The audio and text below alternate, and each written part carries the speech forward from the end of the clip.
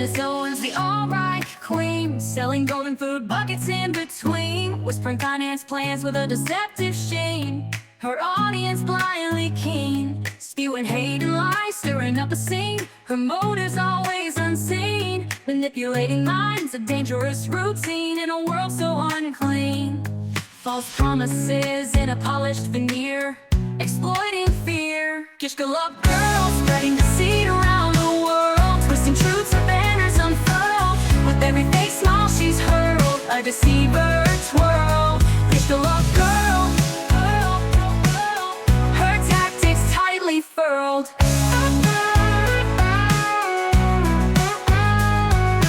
Preying on the vulnerable, her tactics refined, peddling tax evasion, leaving morals behind. Profiting from chaos, her morals undermined. In a web of manipulation, truth is hard to find. Spreading toxicity, poisoning the air. Gishka love girls, spinning lies in a whirl. With each falsehood she hurls, truth unfurls beneath her facade, a complex world.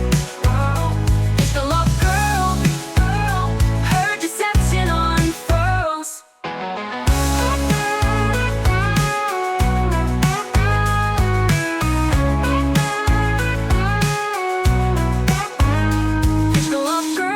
Deceit around the world, twisting truths her banners unfurled. With every fake smile she's hurled, a deceiver twirled. Gishka love girl, her tactics tightly furled. Preying on the vulnerable, her tactics refined, peddling tax evasion, leaving morals behind. Profiting from chaos, her morals undermined. In a web of manipulation, truth is hard to find. Preying on the vulnerable, her tactics tightly furled. Gishka love girls, spreading buzzing around the world. With every falsehood she hurls, truth unfurls beneath her facade, a complex world, a deceiver twirl. Gishka love girl, her tactics tightly furled. Okay, hello everybody. Welcome to episode 15 of Gish Gallop Girl. I am your usual host for at least the last 15 episodes, Thomas Anderson, and with me is Matthew Anderson. Yep. I heard fucking please only one lie at a time again. I have done so much to get away from that old title. I know. Not that I didn't like it.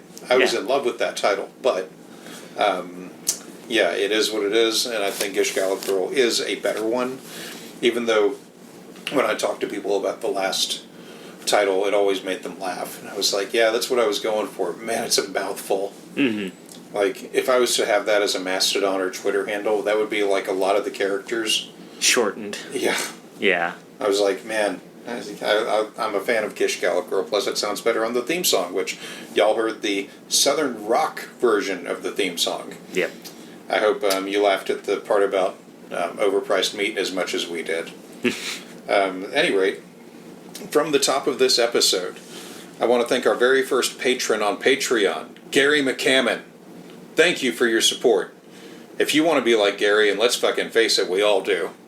Yeah. Then contribute on patreon.com/GishGallopGirl. So we're covering a little bit of Blackout, Chapter 5, Part 2, A Brief History of Socialism. So, as the title of this section of the book suggests, it is very brief. Candace, as usual, puts down more opinion than facts, and I have to say that what this section consists of would be a normal paper in the Abeka program I studied growing up. Candace asserts that socialism kills any society that gives it the green light, and she asserts that socialist countries are godless hellholes. The country of choice for these assertions in the book was Venezuela. Candace made a huge error in all of her writing, though, as Venezuela, while it has suffered greatly under political tyrants, is not generally considered a socialist republic. The government there did take over a lot of industry, starting with the oil industry in the 1970s, but as the oil industry lost money over time, it took over other aspects of society, but with massive mismanagement, and the people suffered. The fact is, Venezuela companies had been in trouble for some time, and the government was just another bad owner. Companies still exist there under private ownership, and people still live in Venezuela. Socialism itself didn't harm the country. Intervention from governments like America did. because the only countries we seem to allow to be socialist, in a way, are in Scandinavia, where they follow a different form of government called the Nordic model. We'll get into that. That said, of course, the countries that comprise Scandinavia are not godless hellholes. They follow what is known as the Nordic model, which allows for unions, private ownership and wealth, and government intervention in companies when deemed necessary. These countries do business with America and other countries, and not all of them are in the EU, such as Norway. Norway has never been in the EU. Yeah. Never. I thought they were. No, they don't. Like, you can spend euros there, but they prefer you spend their currency, which is the kroner. Okay. Which is it's just basically the crown. Yeah. Yeah. But what's funny though about Norway, I knew this just from researching it a lot over the years, was Norway has done everything it can to get their currency to be mostly digital. Okay. Yeah. Yeah, they like, you can still like cash stuff out. You can spend cash there. Yeah. But they really do prefer people to be on the digital kroner. Yeah. Like, as far as I understand, like, that's the case in like the cities, but when you get out to the country areas, they still prefer it, but people are going to use cash. People are going to use cash. Yeah. They're not going to stop them. You know, they're not going to, they'll probably never go entirely digital, because that's stupid to just have one form of currency for your currency. Yeah. You know, Greece learned that the hard way when they had to get off of whatever the Grecian money was. When they joined the EU, they made them destroy all of the plates that they used to make their money. That's... They should have just warehoused it and been like, yeah, guys, we totes destroyed them. Yeah. But I think the EU was looking over their shoulder the whole time. Mm-hmm. But yeah, they had to destroy the plates they used to make their money, and then when they were having trouble a few years ago, they couldn't like do much about it. They're stuck on the euro. Yeah. Just fucked up. But yeah, so yeah, these countries do business with America and other countries. Not all of them are in the EU, such as Norway. I was looking over a list of countries that have socialist constitutions, such as Nicaragua, Venezuela, Cuba, and so on. And I realized that all of these countries are places where America and other countries interfered in their politics in all kinds of insane ways. True to form, Candace mentions Venezuela without mentioning why their policies failed. She just chalks it up to corruption and moves on. Candace moves along and says that Democrat politicians push for socialist policies without first citing any. She moves the train along, though, and directly mentions Democrat Congresswoman from New York, AOC, or Alexandria Ocasio-Cortez by name. Candace first mentions the things they have in common, that her and AOC have in common. Oh, yeah. Same approximate ages, both have sizable social media presence, both were from the New England area, AOC specifically from Queens, and Candace from an area less than an hour from New York City. Anyway, Candace has a quote here that says a lot after she mentions that despite the things they have in common, they could not be more different. Candace says that, quote, "While Ocasio-Cortez has chosen the pursuit of goodness, I have chosen the pursuit of truth." To which, of course, I say, keep pursuing it, Candace, because AOC is closer to goodness than you are to fucking truth. Anyway, she goes on to claim that AOC, quote, "appears to rely on class warfare to justify the need for her existence and the power of the left." Candace goes on to mention across several paragraphs how AOC fought against Amazon HQ being placed in Long Island City. The truth, of course, is far more complex. AOC was among many politicians that fought the Amazon project, along with local business owners and residents. People fought the project because while it would have meant way more jobs in the area, anywhere from 25,000 to 40,000 new jobs on estimates, people were concerned about it putting a strain on the local public transportation system, and that the presence of the place would drive up local rents, not to mention Amazon's well-known horrendous work policies. The effect of putting an Amazon building down in an area like that have already been well known and studied. It wasn't like they didn't have strong data on their side to fight against it. The other large concern was that Amazon was being granted $3 billion in tax incentives, but the public was not made aware of what that would entail. considering that Amazon as a company has gotten away with legally evading billions of dollars in tax payments. The people in the area had a right to be concerned and to expect more from their local government. This is hardly a criticism of socialism writ large. Something we'll get into in the breakdown of the Candace show either today or in the future is that Candace these days acknowledges that countries like Venezuela have suffered not from socialism, but from known plots by our own CIA to collapse their economies, such as Cuba, where the U.S. pursued a trade embargo for decades.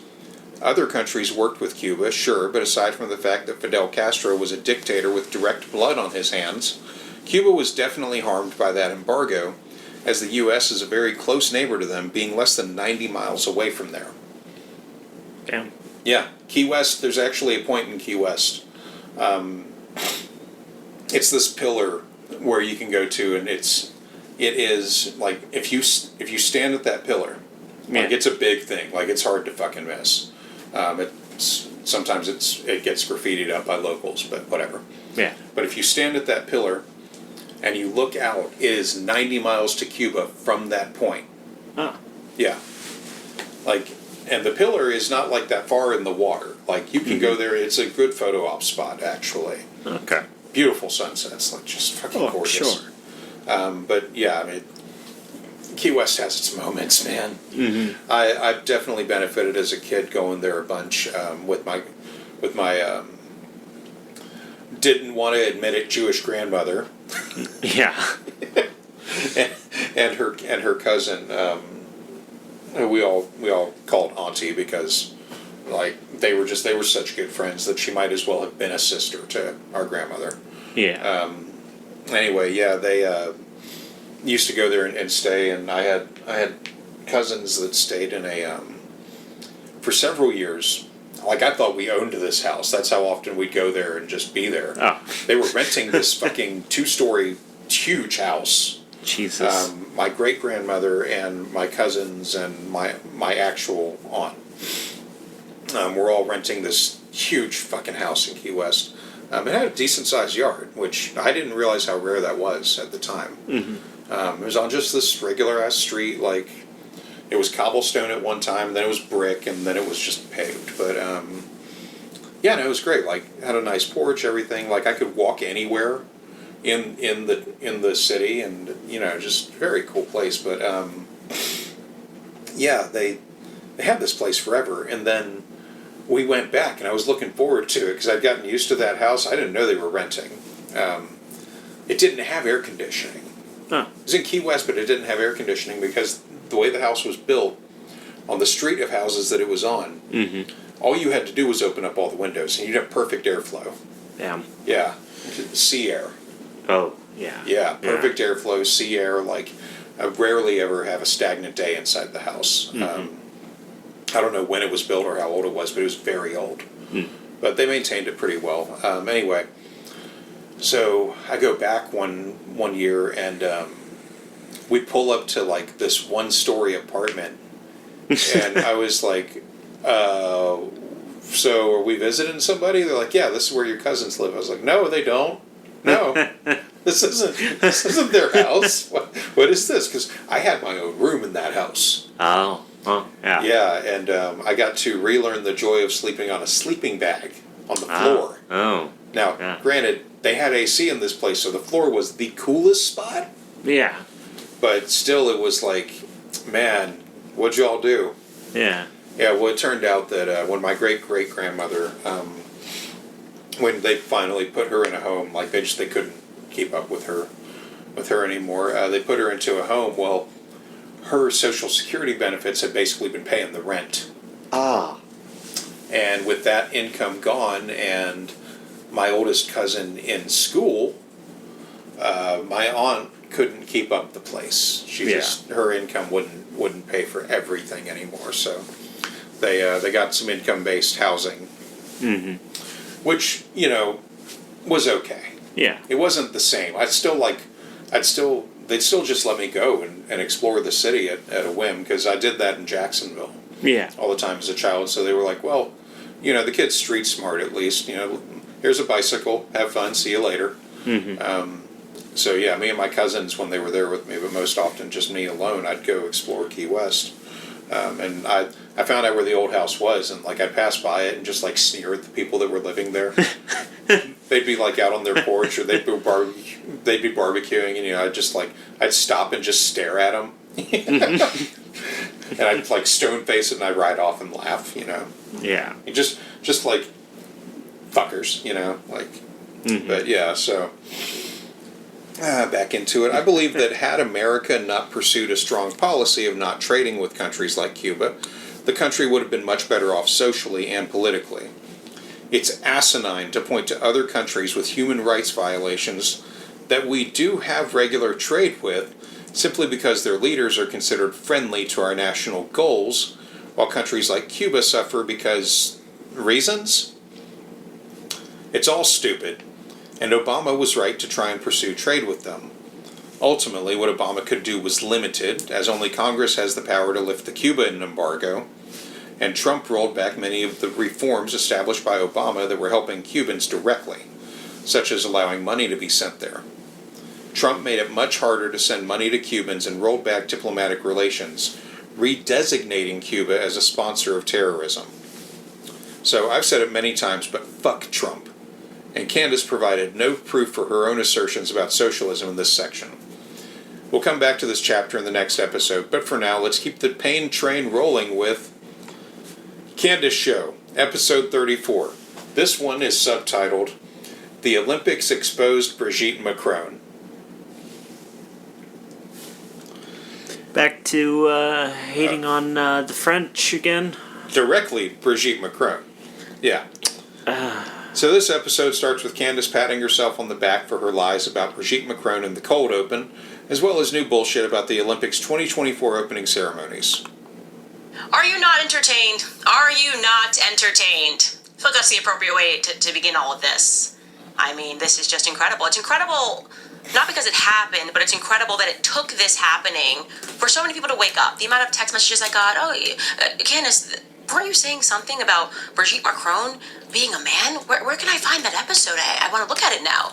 The amount of tweets that I got, the amount of people that were on social media going, I really thought that what you were saying seemed so far outstretched, but now I'm realizing there's something going on in France.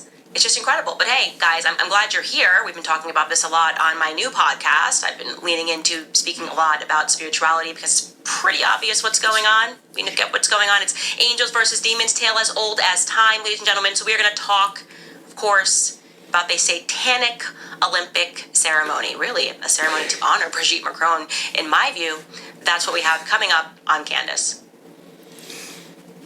Yeah, so... Did she just call the Olympic ceremony satanic? Oh yeah, we have to get into that. Yeah. Oh yeah. But it's so misplaced.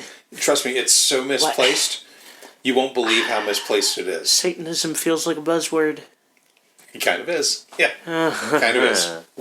So, Candace goes on to say that she wishes she could show a second-by-second reel of the Olympic opening ceremonies, but lo and behold, she's afraid of a copyright strike from the powers that be, if she does. Keeping that in mind, I wanted to see if there was any evidence at all on YouTube or other video sites of people getting struck down for violations that did reviews on the ceremony. No, there were not.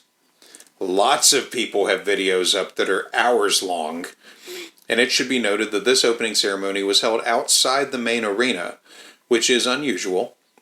But it was done this way so that even people without tickets, also known as the general public, could see the show too.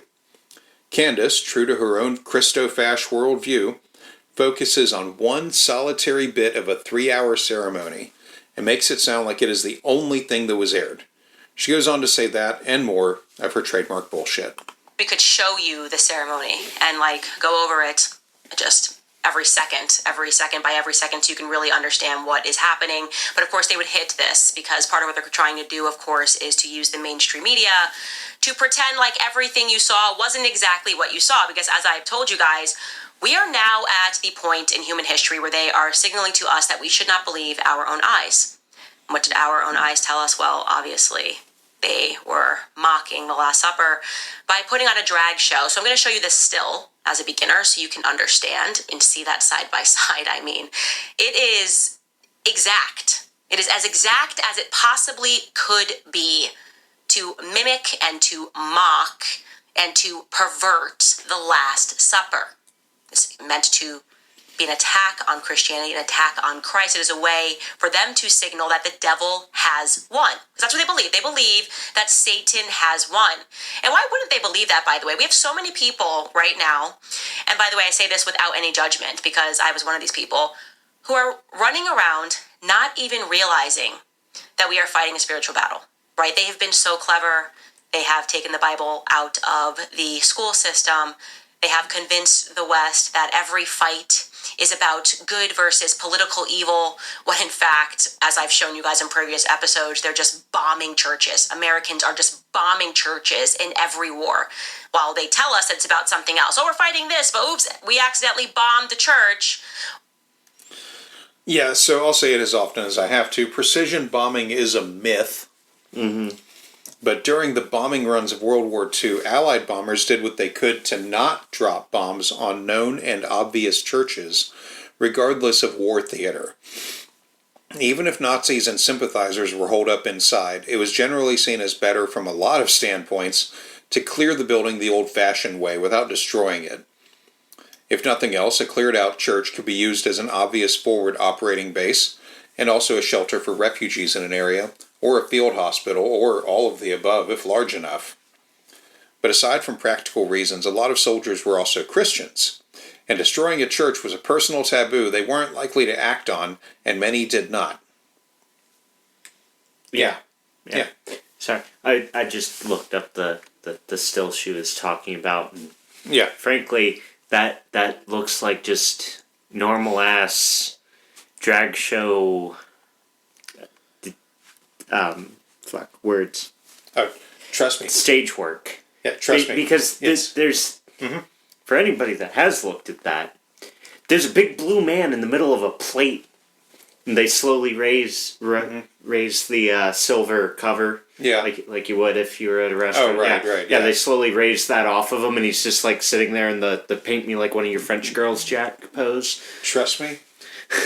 What I have to reveal, it's going to make it sound completely stupid that anyone compared it to the Last Supper. It doesn't even look like the Last Supper. It's just There's a a bunch of drag queens all like. There's a reason for that. Oh, God. There's a reason why it doesn't look like the Last Supper to anyone with half a brain.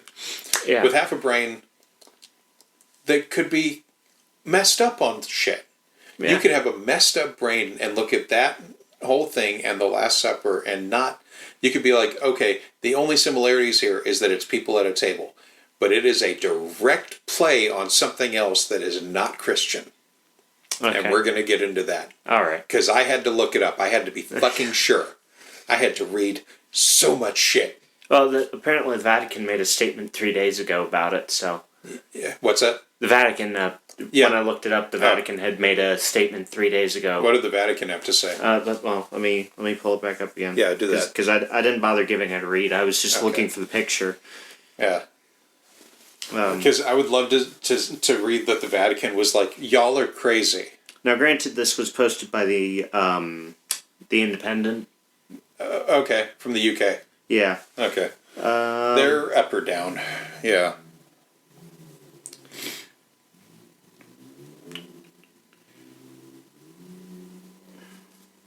Vatican.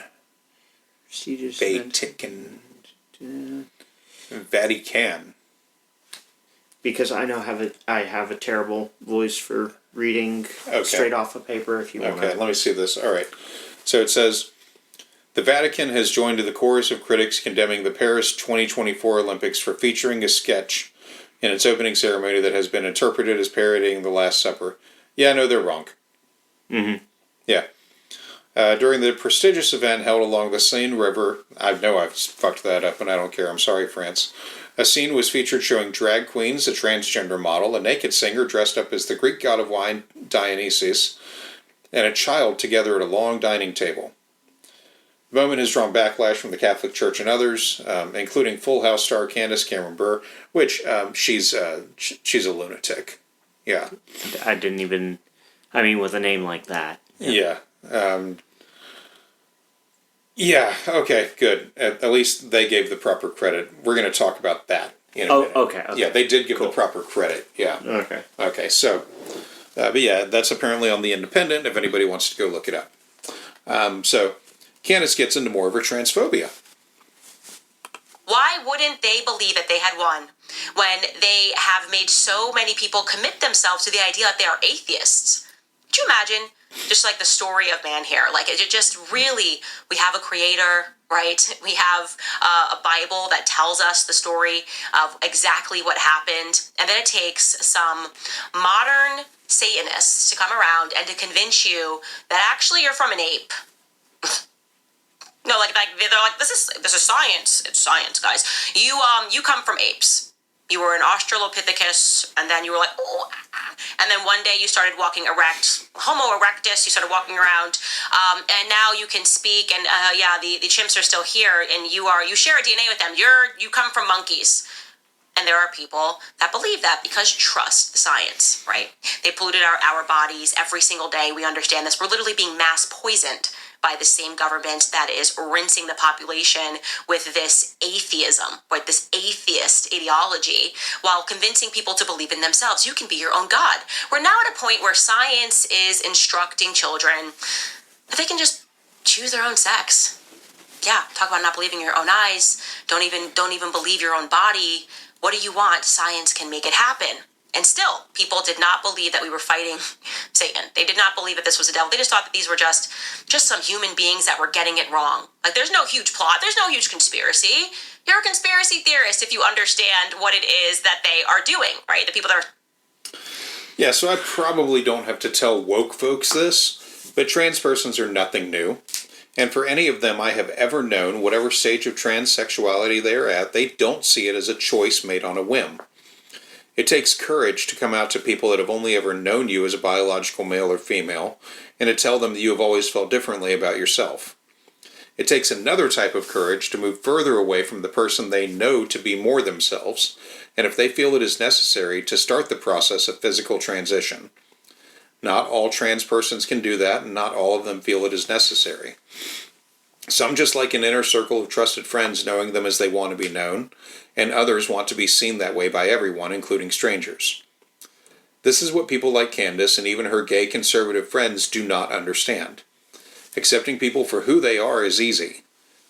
People like her want to make it hard because they don't understand it, and more importantly, they don't want to understand it. Candace goes on in this next clip to share her bizarre worldview that is, in many ways, parallel to Q beliefs and, of course, leads into the title content. Speaking about this, are routinely being condemned.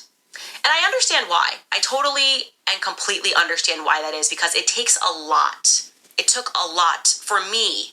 I had to really commit myself to a long period of research to truly believe that it is plausible that this world is being run by a very small group of elite oligarchs who routinely practice homosexuality and pedophilia and who believe in Baphomet as a deity and who worship a transgendered deity. That's a lot, actually. Even saying it right now, it's like, wow, that sounds really crazy.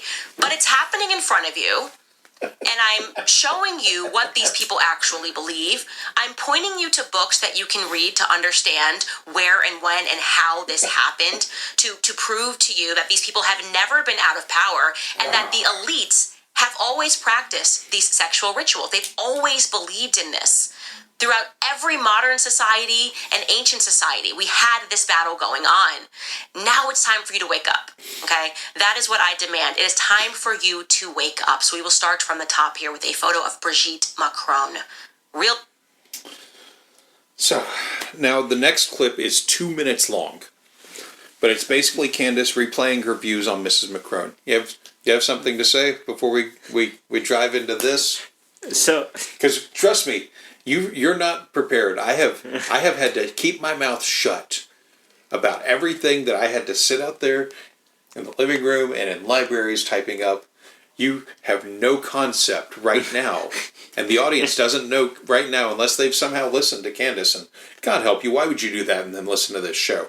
But none of you have any idea about the journey we're going to fucking take.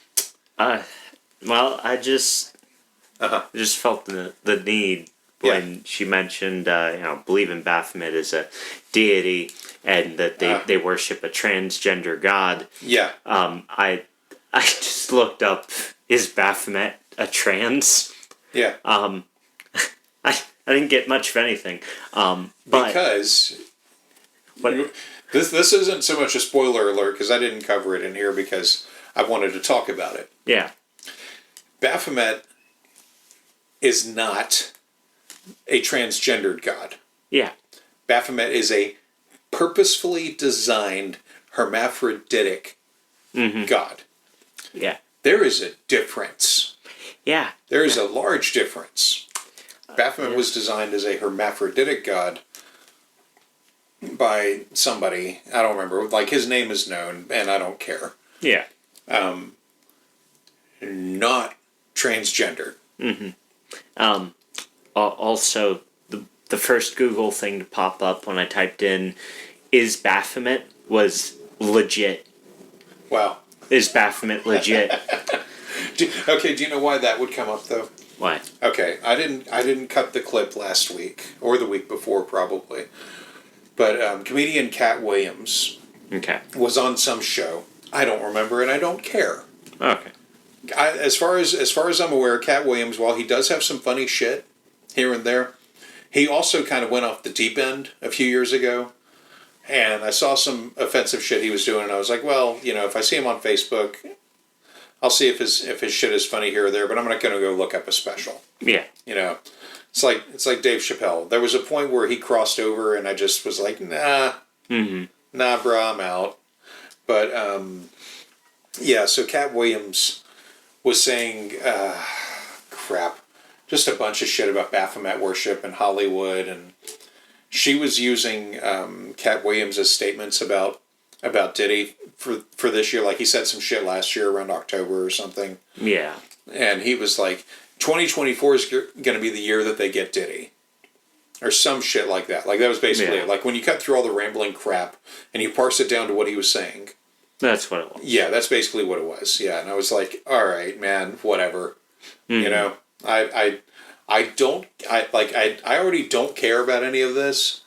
I want to care less than I did. Yeah. And unfortunately, it's in my brain now. So, the threat of it being the last thing I think of before I die in the future is always there with every present thing I have to research and listen to for this show. Because I will listen to something like Cat Williams saying that at least three times in the editing process when I'm like, do I cover this? Is this worth it? How do I feel about this? Let me play it again. No, yes, I go through so much shit for each one of these clips. Because I'm like, this is going to take time to walk through and talk about. Is this worth it? Does this make the fucking cut? No. Cat Williams talking on somebody else's podcast about some shit I don't care about.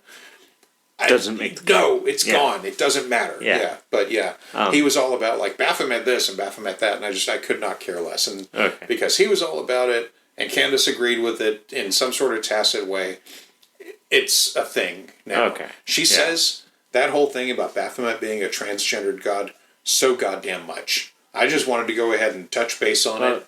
Because I've seen illustrations of Baphomet before. Yeah. And the closest that I'd ever swear maybe Baphomet being considered a transgender is all of the illustrations or pictures of like couples doing the whole Baphomet like dress up thing. Okay. Where there's a female version of Baphomet that is completely white. Yeah. No. To the completely black Baphomet, but that's like it. That's the closest I've ever seen to maybe even the consideration. Baphomet is supposed to have tits. Yeah, it's supposed to have tits and supposed to have a dick. Yeah. I mean, and of course, being hermaphroditic, also presumably a vagina. Probably behind the balls. Yeah. Like most. Possibly. Yeah. I hate that I know the exact type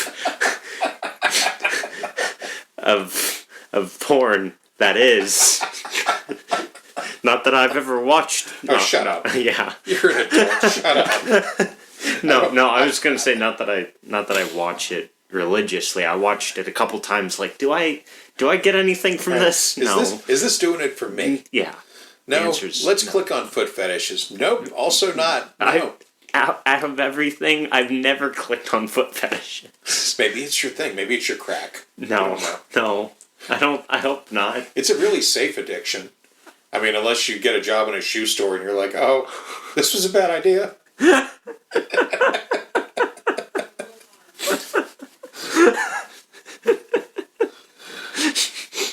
Yeah, we needed that because here we go with 2 minutes. I'd apologize, but you're all here. So here we are.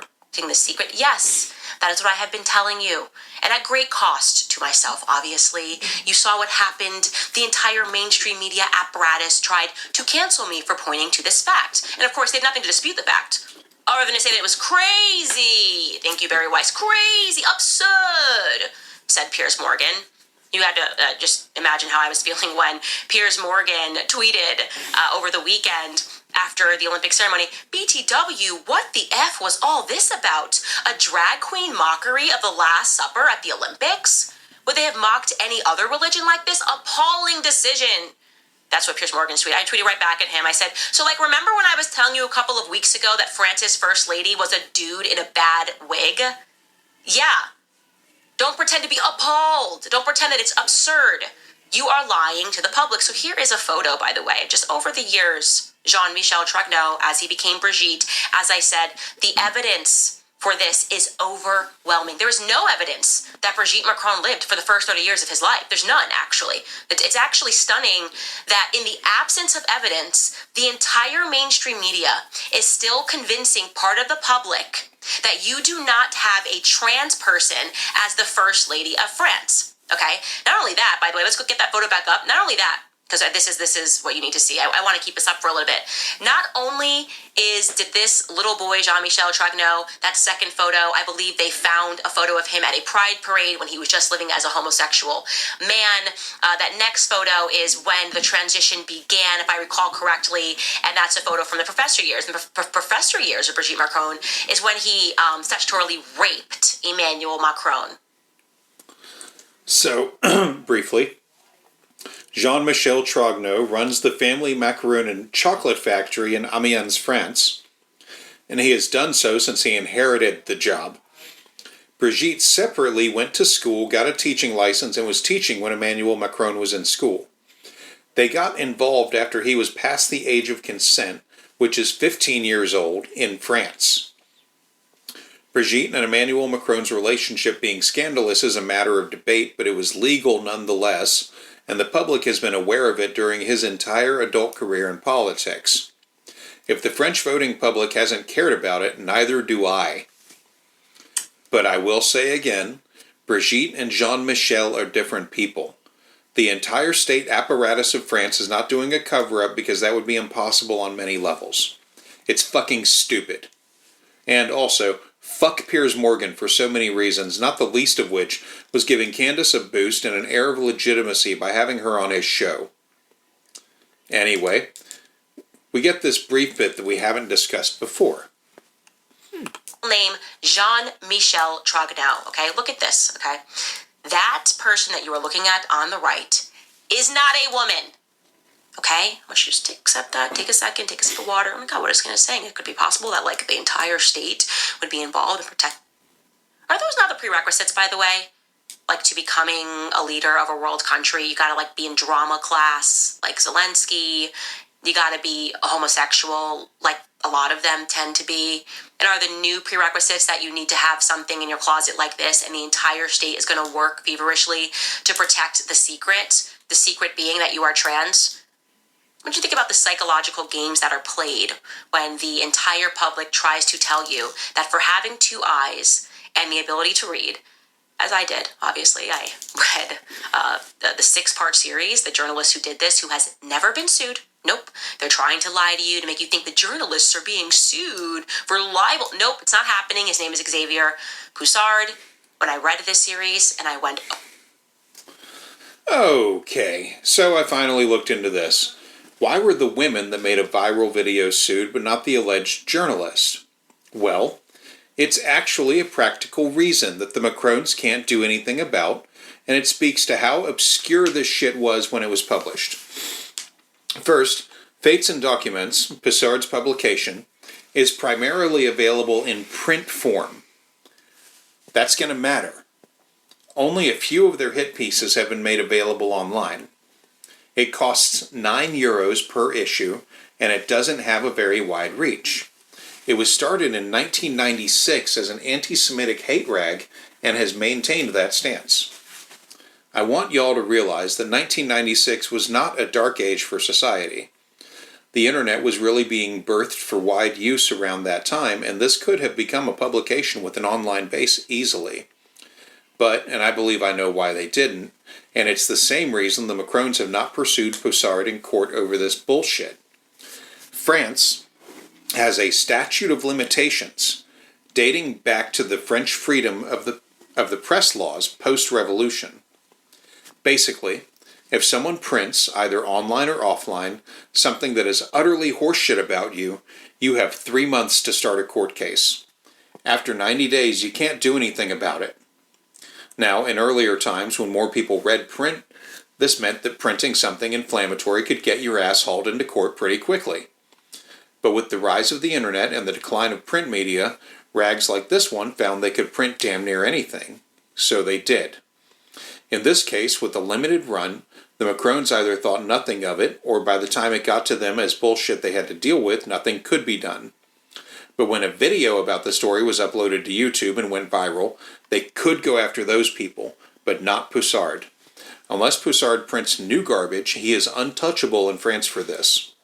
I'd like to note that he has not printed new bullshit about this now that eyes are on his shit rag. Candace spends the next several minutes vamping while her producer Skylar pulls up a video from Andrew Tate, who apparently recently converted to Islam, as he shames men in Romania for not throwing a fit over the Olympic ceremonies.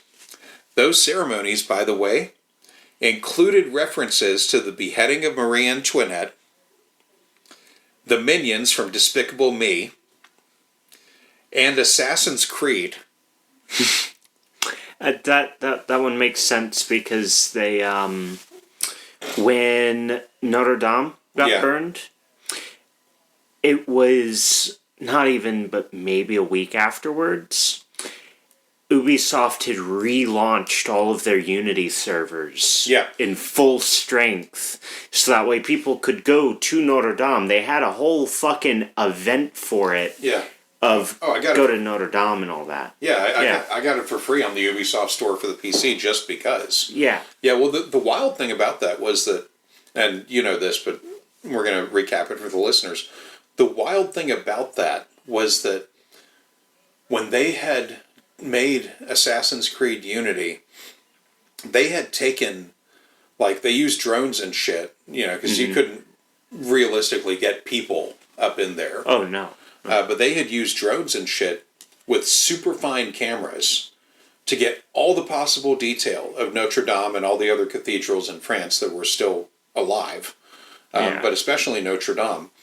So the people restoring Notre Dame are using the direct drone footage from those super fine megapixel cameras to restore it exactly. Yeah, it's still taking time. It's still going on. God, yeah, it was a big cathedral in the first place. Now you're talking about making sure everything is to a T. Yeah, and so they were able to provide all of that. Yeah, I mean, it did relaunch them keeping Unity alive, but which is a very good game. Oh yeah, it's a shame they've let very good. It's a shame they've let the servers kind of fall back again, though. Yeah, I mean, but as a single player experience, though. It's pretty damn good. It's incredible. It was fun when we played together. My absolute favorite thing of it is, unlike the other Assassin's Creed games, you did have the flintlock pistols. Yeah.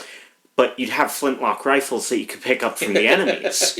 But you couldn't do what you can do with them in Unity, Yeah. which is have them as your primary weapon, Yeah. and just basically beat the shit out of people with not the blade. You'd think there'd be a lot of bayonet Yeah. stabbing. No. There's not. You just use that thing like a bat. Yeah. And if you get tired of beating somebody, like they just keep parrying you, Yeah. you can just turn it upside down and shoot them in the That's gut and fine. then whack them over the head. That's great. Yeah, they yeah, Unity still has a lot going for it. I will yeah. occasionally like download it and play it again for like quite a while, but Yeah, I still have it on my hard drive. yeah. It's a good one. Yeah, It's just a shame that the multiplayer is so spotty on it. well, I think what really pissed a lot of people off was, I mean, it released with a lot of bugs, which that's like saying it's a new Ubisoft game. Yeah. You know, it released with a lot of bugs, but also a lot of people were rightfully put off by the microtransactions of buying Yeah. gaming chests and shit. That Yeah. pissed people off more than the bugs. People were like, I can accept the bugs, but this microtransaction, this pay-to-win shit is not flying. Yeah. And yeah. that I understand. At the same time, I got like the Unity Ultimate Edition on the Xbox, and like it's got like all the shit. Yeah. So you know, like I mean, Well, see. well, I mean, it was several years after it released, and I got it for like $5 on a sale. So Well, the funny thing about that as well yeah, is Helix credits yeah. are worth more now than they were then. Oh, jeez. So you know what I did, because your Ubisoft accounts are connected when it comes to your Helix credits? Right. I launched up Origins, Uh-huh. bought like $40 worth of Helix credits, Yeah. went back to Unity, and spent all of them on getting all of the max level armor and weapons that I wanted. That's great. And upgraded all of my weapons and still had some left over. And I was like, you know what? Let's go see what I can buy on Origins. Launched up Origins. I couldn't get jack shit. yeah, So I just went back over to the other one and was like, I'll just buy all my map stuff. there you go. Well, so, yeah, so that was just to name a few things notable to the French people that were included in the Olympic opening ceremonies. They were like 3 hours long or something. It was nuts. Anyway, I don't think Andrew Tate is important enough to play, so we're moving the fuck on. Oh, I know why the minions. So Yeah, the minions. it was taking me a second to think, like, what are the minions like? What was so significant? But then their language it has a lot of that. Well, no, like they did a France focused like Minions movie or whatever. Oh. I think it was actually the Minions movie. No, that one was British. Yeah, you're right. Yeah, maybe it was number 2. I don't Might have know. been my number 2. Yeah, that was like those were movies that were funny one time. I watched them and I moved on because there's so much other shit. Yeah. You know. And that is a wonderful clip, and he is correct. And Elon Musk essentially said the same thing in a tweet he wrote: unless there is more bravery to stand up for what is fair and right, Christianity will perish. And that is because it is Christianity that has been under attack consistently by people who have used so many different various mechanisms to delude Christians into not standing up for their faith. It's remarkable. In fact, Christians are so deluded right now, people that perceive themselves to be Christians, that they will join in chorus attacking a Christian while they are standing up for Christianity. This is obviously notoriously the case. I couldn't believe, and I will admit this was a minority, but there was a minority of Christians with platforms who took the bait on saying that Christ is king could maybe sometimes be anti-Semitic. So they were willing to kind of just push us into this lane of like, well, now we even have to be careful of when and how and who we offend when we say Christ is king. Get out of here. So, it's been a few episodes since we talked about this, and I feel it needs to be brought up from time to time. The phrase, Christ is King, is often chanted at Nick Fuentes' rallies and speeches. Fuentes is a recent convert to the Catholic Church, and has been in the Christofash scene only slightly longer than Candace. The version of Christ they are espousing at his gatherings is a warrior Christ, a king, not a shepherd. Christians that have spoken out against this mindset are probably aware that their Savior is being co-opted as a figure of vengeance and malice by people who are basically pulling this version from the Reich Bible, also known during the Nazi era as positive Christianity. I encourage folks to look it up beyond just Wikipedia. While only a small number of Nazi churches ever existed, the fact that this happened at all is still pretty fucked up. We see the result today as known anti-Jew folks like Fuentes are utilizing the old ways to solidify power either for themselves or in the service of a new great man of history they can get behind in the future. Christ is king, when used by Christo-fascists, is a war cry, not a statement of faith. Candace spends the next several minutes bashing the director of the Olympic ceremonies because it's convenient to do so. I did not want to play her run because it's phobic in all the ways, but on reflection I feel that she has to be played in her own words. If I skipped over her words as often as I would like to do so, this show would not only have less content, I would be guilty of the very thing I take her to task for, which is not presenting the evidence she says she has. And in this case, it's just all the phobias. Be warned, it's a 4.5-minute clip. You know what I hate, and I don't like to use the word hate, I really don't, but I genuinely hate cowards. I hate cowards, right? And especially when those cowards are men.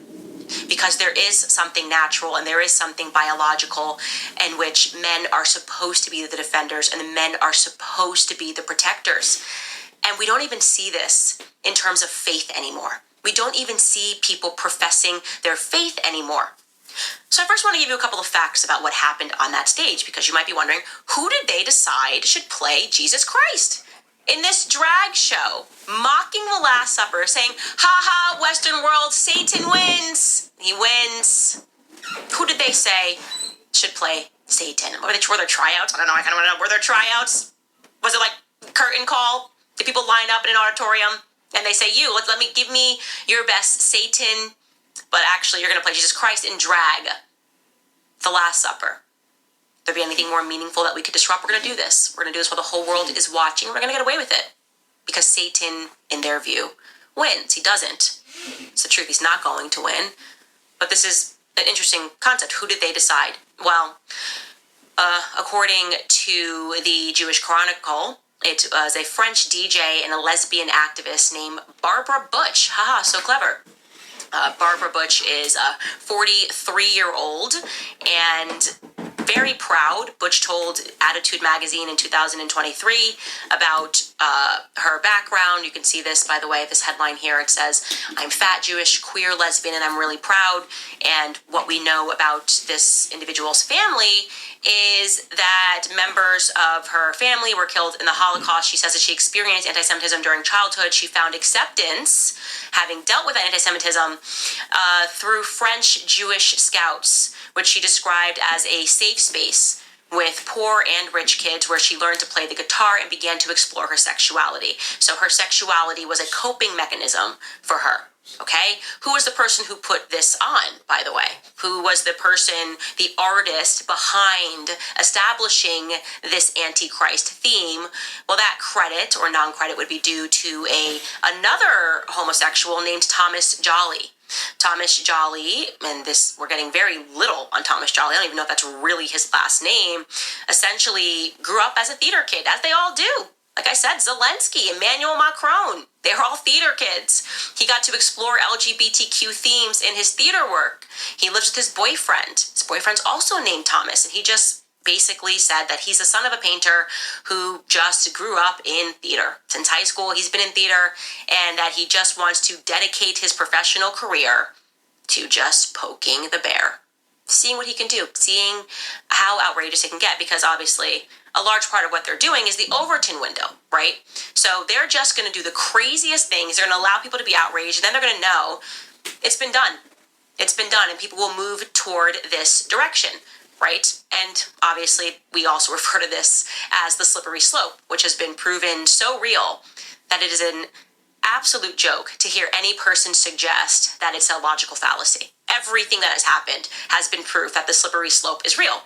You know, conservatives who thought, well, maybe it's not real. Maybe if we pass gay marriage, that'll be it, and that argument will be over, have learned that no, what instantly happened was they just started tacking more letters on to the dyslexic equation, right? It's LGBTQIA, and of course, there will be more letters that are added because, like I said, these people are sinister. This is real. These people, and I am not referring to homosexuals or people that identify within this party, I am referring to the elites. Okay? I am referring to a small group of oligarchs who are running the world who worship Baphomet. Okay? They believe in transgenderism. They believe in incest. They believe in pedophilia. They practice these things as sacraments. They have sexual rituals. I have showed you proof of that on this show. Now, in case you're someone that's just joining and you're going, that sounds insane, please do yourself a favor. Go back a few episodes where we covered the satanic origins of NASA. Okay? Where we actually showed you, and you can look this up on your Wikipedia. Hey, join me now. Hit another tab. That's what I want you guys to do. Hit another tab right now on your computer if you're at one, and look up Jack Parsons of NASA. Okay? Okay, so I cut it there because Candace spends the next several minutes on her material that we covered in a previous episode about how she believes the origins of NASA are entirely satanic and how she doesn't believe the moon landing happened. She then plays a few minutes of a clip of a Catholic minister talking about how he thinks they were making fun of the Last Supper at the Olympics. It's gone on long enough that I'd like to point out that while the artist behind the ceremony, to my knowledge, did not say this, but has denied that the work of the Last Supper that it was a mockery of the Last Supper by Da Vinci, it has been noted by people that understand fucking art that it more resembles a different work entirely, which was the pagan painting Feast of the Gods. Okay, yeah. Which was in that independent thing. As soon as I saw that they went there, I was like, all right, cool. See, now that you've said that, because I didn't scroll down through to the bottom of it. Yeah. That makes a lot more sense. Well, Feast of the Gods, up against the Last Supper, they have similarities, but that's like calling out similarities among any other type of fiction, such as comic book heroes. Like Superman and... whoever that dude was, and you didn't see it. Homelander. Homelander. Yeah, yeah. Okay, that's Plutonian. Well, no, I was gonna say the Eternals. Oh yeah, no, I haven't. Eternals is worth watching once. Okay. Yeah. We have Disney Plus again. Okay. I'd like to point that out. Yeah. Eternals is worth watching once. Mark Bernardin saw it twice. Okay. I could see watching it twice. Mm-hmm. But there's a lot of unanswered questions in that movie. Yeah. And, it's fine. It's basically, like, the story behind that one, just to get off subject here a little bit, the story behind that one is Jack Kirby, the famous, artist behind all of Stan Lee's heroes. Stan Lee didn't draw shit. He was just a writer. Yeah. An excellent writer. God, in a sense, but Jack Kirby was the other half. Yeah. Stan Lee would be like, give me a Hulk. Mm-hmm. And Jack Kirby would be like, okay. Yeah. Give me a Spider-Man. All right. Well, anyway, so Kirby goes off to work for DC for a while and comes back and basically has this idea of all of the DC heroes, but as classic Greek gods. Okay. Like they have a speedster that's Mercury. Okay. That kind of thing. Yeah. So yeah, they have a Superman in that's played by the dude from fucking Game of Thrones. Okay. Not Jon Snow. His brother that gets killed at the Red Wedding. Oh. Fuck. The guy who was going to be the king, not running Winterfell. Ned. Not Ned No, Stark. no. His son. Okay. That was running Winterfell. That was like, I want to take over. Yeah. Whatever the fuck. Yeah. Yeah, and then they red wedding them. Yeah. Okay. Yeah. It's like I said, it's good. Mm-hmm. They have a Wonder Woman character in there, and they have a dude that makes shit. It's fine. It's fine. I think it's a beautifully shot film. It really is. It's really a gorgeous movie. But the one scene that I'd seen from it, on my YouTube shorts, God help me, I've been just scrolling past all of the Deadpool and Wolverine ones. That's why I don't fuck with it. Like, if I see Hugh Jackman's face or I see a Red Hood, it doesn't matter if it's a piece of DC work about Red Hood. Yeah, no. I just scroll past because I'm like, no, I'm not. For all you know, they're going to be like Red Hood and Deadpool have a lot of similarities. Yeah, whatever. Yeah. But see, that's why I don't fucks with that shit. That's why I don't fuck with Facebook right now. It's the Bollywood actor. Yeah, he's in there. Yeah, Yeah, how he's really the scene where he goes, Yeah, you see, I've been in this movie industry for generations. You see, Yeah. my great great grandfather Yeah. was a Bollywood actor. Then my Yeah. great great And it's really been him the entire time. Yeah. Because he's just, because all these people are eternal. Yeah. Yeah. So Yeah, he's just been like killing himself off every few years Yeah. and coming back as the next Bollywood actors. Yeah, as the next, as his eternal son. Yeah. Yeah, it's like he's really good in the movie. He's really good. Like everybody's really good in that film. But yeah. Anyway, it more resembles a different work entirely. Pagan painting, Feast of the Gods. Feast of the Gods, up against the last several similarities. Yep. Okay. So scrolling down. So of course, expecting Candace and her suck-ups to recognize anything other than the mythology of which they are so enamored is pointless. But I just wanted to point it out that the opening ceremony work that is so controversial was more likely based on Feast of the Gods and not The Last Supper. Candace responds to a viewer comment, and the viewer says, "It's always the Jews." Candace takes a moment to do an ad for Preborn, and then rolls into the meat of it. And if you thought shit was offensive before, whoo boy. Okay, now let's talk about the Jews. And I'm doing this, I'm doing asterisks. I'm not asterisks, quotations, air quotations here. Because you see this a lot, that people who have not done enough research, in my view, who think that this is a Jewish conspiracy. And this is kind of me, by the way, the same response when you get to people when I say, I was baptized Catholic, and I'm so happy about them. Oh, what about the Catholic conspiracy? They talk about Catholics and pedophilia, and we got to talk about all of that today. Because I'm just feeling tired of the cowardice of people who know what's happening and refuse to say it because they're fearful that they're going to be killed. And yes, I recognize the people that we're dealing with are psychopaths. Yes, I recognize people shot a president, a Catholic president, in broad daylight when he was with his wife. Okay, that's all very real. But what is the alternative to that? You stay quiet when we know the truth. We stay quiet and we allow these people to take over the world, which they are very close to doing. We pass this off to our children. Like Andrew said, it is going to take not just brave men, but it's also going to take brave women. And women, you know how to research, and I'm going to give all of you guys the tools to understand what is happening, okay? All of the faiths, Muslim, okay? If we're talking about Islam, we're talking about Judaism, we are talking about Christianity, have been infiltrated. All of them. There is not one of them that has not been infiltrated by a satanic cult that practices pedophilia, okay, listen to me, as a religious sacrament. I am going to tell you what the name of this satanic cult is so that you can now do your own research. Now, I will caution you that you cannot, with this particular name, trust Wikipedia as a source because it's hiding in plain sight. But they have virtually wiped his name from the internet, despite the fact that he has garnered so much power that I am going to show you that a Supreme Court justice who openly worshipped this religion, okay?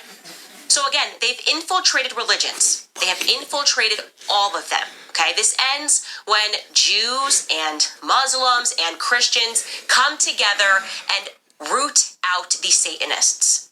His name was Jacob Frank. Okay. So you're looking it up now. See, that meandering thing to get to the point is what I deal with. God, it fucking... Okay, none of y'all would have seen it because you aren't here. But when she mentioned that I'm gonna give you his name now, I reached for my phone. I put it in my lap, and I'm sitting here with Google open, waiting. She's like, "Now, mind, you can't trust Wikipedia or anything." And I'm just like, "Well, you've sent us there for previous quote unquote satanic shit, so why can't we trust you on this one?" And then she just keeps fucking going on and doesn't shut the fuck up and tells us his name, and I'm just sitting here getting increasingly more and more angry. So he's a Ukrainian. Oh, it's going to get so deep. We have to talk about this guy so much. Just trust me. So I probably don't have to say this, but Jacob Frank's name has not been scrubbed from the internet. He led Jews to Catholicism. at all. And also, if we haven't done it already in this episode, for her to read from Wikipedia and then say it's a bad source is just the bullshittiest of bullshit things. Yeah. I donate $2 a month to keep Wikipedia going because it is a valuable resource, and it's usually a good place to start researching anything. And their method for making encyclopedic works has been proven to be an awesome system that they don't seem to care if people use and copy. Such as, like, there's a really good Star Wars version of Wikipedia called Wikipedia. Oh, yeah, I use them for my Star Wars it's quite shit. good. Yeah. So anyway, on to Jacob Frank and Frankism. Mm-hmm. Okay, that is what you are going to look up. His name is Jacob Frank. Now, his birth name was actually Jacob Ben Leibowitz, and he was born in modern Ukraine. You will find that a lot of these Frankists, because that's what they are, that's what they call themselves, are out of modern Ukraine. He was born in... Yeah, no. Frankism is not practiced in modern Ukraine, and the influence of the religion in Europe died off between the 1800s and the 1900s. What remains is sort of a mutual aid association, but the religion itself hasn't had a foothold since the Frankists were booted from the region in the 1700s. Candace goes on. Podolia, and at that time, you would say that it was, you could also say Poland, Ukraine, the Polish Ukraine region is where the Frankist cult took off, okay? Now, his before him, there was a man named Sabbaty Zivai. It's called like Sabbatianism. You can look all of this up. I promise you on my locals page, I will provide you direct links so you can learn all of this so that you know which links you need to read, what books you need to buy to learn the fact, an established fact that these pedophiles are in power, okay? Now, Yeah, so I tried to bite the bullet and make an account on locals. Okay. And it kicked me over to make an account on Rumble. Now, as much as I despise both sites, in principle, I am not surprised that they're both linked up. Mm-hmm. Anyway, I spent a few minutes making an account on Rumble, and I tried logging in with it to locals and got nowhere, even though they were supposed to be linked up, and I did the email confirmation. I tried different permutations of my username and password, and I finally gave up. As much as I don't want to give Candace any money, I kind of wanted to see if I really could do as she says at the end of her videos lately, and just pledge like $1 a month to her site. I figured it would be money well spent if I could access this link list and see how far down the right hole it goes. For now, it'll have to exist on its own. She goes on to say, of course, I learned about this quite accidentally, by the way. I didn't mean to learn about this. I was so shocked. I was coming apart when I learned that Sigmund Freud created psychoanalysis to protect pedophiles. I thought, how could this be? How could Sigmund Freud do this? How could the world not be speaking about this?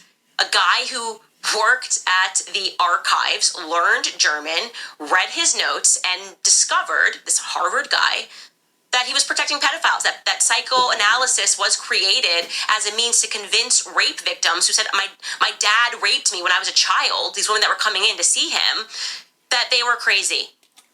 Gaslighting them. No, actually, you're just attracted to your dad. That is the origin story of Sigmund Freud.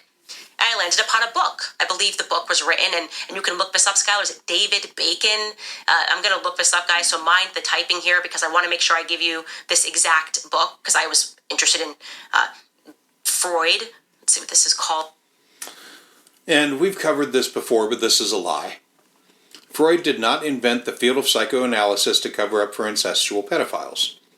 The research into this time period of his work shows that Freud changed his theory of seduction, particularly between girls and their fathers, based on lack of evidence, which was also based on lack of patience to study. His theory changed from that of early sexual trauma being the cause of hysteria and other neuroses, to a more flexible model that saw the unrequited attention of not just women but also men in early childhood for the opposite sex parent. Freud recognized that this is something that if people experience it, normal people tend to grow out of it, but it can also account for why people will sometimes seek out partners reminiscent of their parents. For people that don't grow out of it, their mental state can be stuck in a sort of loop of not recognizing the pattern of seeking out an unfit partner, to put it lightly, or they don't recognize the harm involved in finding a partner that would be like their parent figure if that parent figure happened to have been problematic, such as a person attracted solely to abusive partners that seeks to break that cycle. The partners shouldn't be abusive and they have their own issues to work out clearly, but a person that is a constant victim can have a place to start seeking help. For people like Candace, the field of psychoanalytics was never going to be okay, even if Freud had been perfect. That all said, Freud is seen as a mixed bag of good and bad these days in the therapy community, along with people like Carl Jung. I don't really feel one way or the other about Freud, but I think ultimately his work and his legacy has helped more people than can be measured. People that tend to get good therapy to work out their problems tend to be less abusive in my experience. But to Christofash types, this is all problematic, because the person rendering the therapy session is usually not ordained as a minister, and certainly, usually, probably not a Catholic. The fact that a therapist or a psychologist may refer a patient to a psychiatrist for medication is even more alarming to them. This is the most basic application of using science to subvert the religious mind and using drugs to subvert the will of God. With all of that in mind, we go on to listen to Candace speak about... I think it is David Bacon. I think I got that right. Yes, it's called Sigmund Freud and the Jewish Mystical Tradition. Okay? David Bacon is, I'm pretty sure he is a historian. I think he worked at Columbia, but I'm going to look this up for you guys right here. Okay? He was a major influence in how the field of psychology implemented the use of statistics, blah, blah, blah. He went to Brooklyn College. He went to Ohio State University. He taught at University of Chicago, Ohio State, Harvard, York University, and he got quite interested in the Jewish mystical tradition and learned that psychoanalytic concepts actually derived from Kabbalah. Nope. Bacon, the name is pronounced it's spelled Bakan, put this up as a theory. But critical analysis of his work from people much smarter than me and with more time on their hands than me said that this book, published in the late 1950s, provides a novel view of the work of Freud, but it is not conclusive, citing lack of evidence of the assertions that Kabbalah, which Freud did not practice as an adult, so there is no proof that he based his field on it. Okay. It is utterly absurd to suggest that the people who worship, who deem the Torah to be their holy book, are all worshiping the Kabbalah, the Zohar.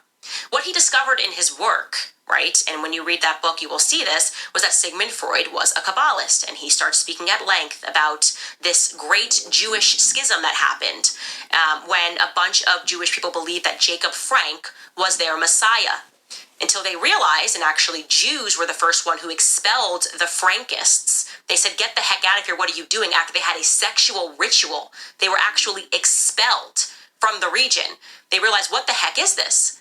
And at that moment, what the Frankists did was there was a mass conversion, because they taught this as a religious rite. You have to deceive and you have to infiltrate. They converted into the Catholic faith. Okay? Not all of them.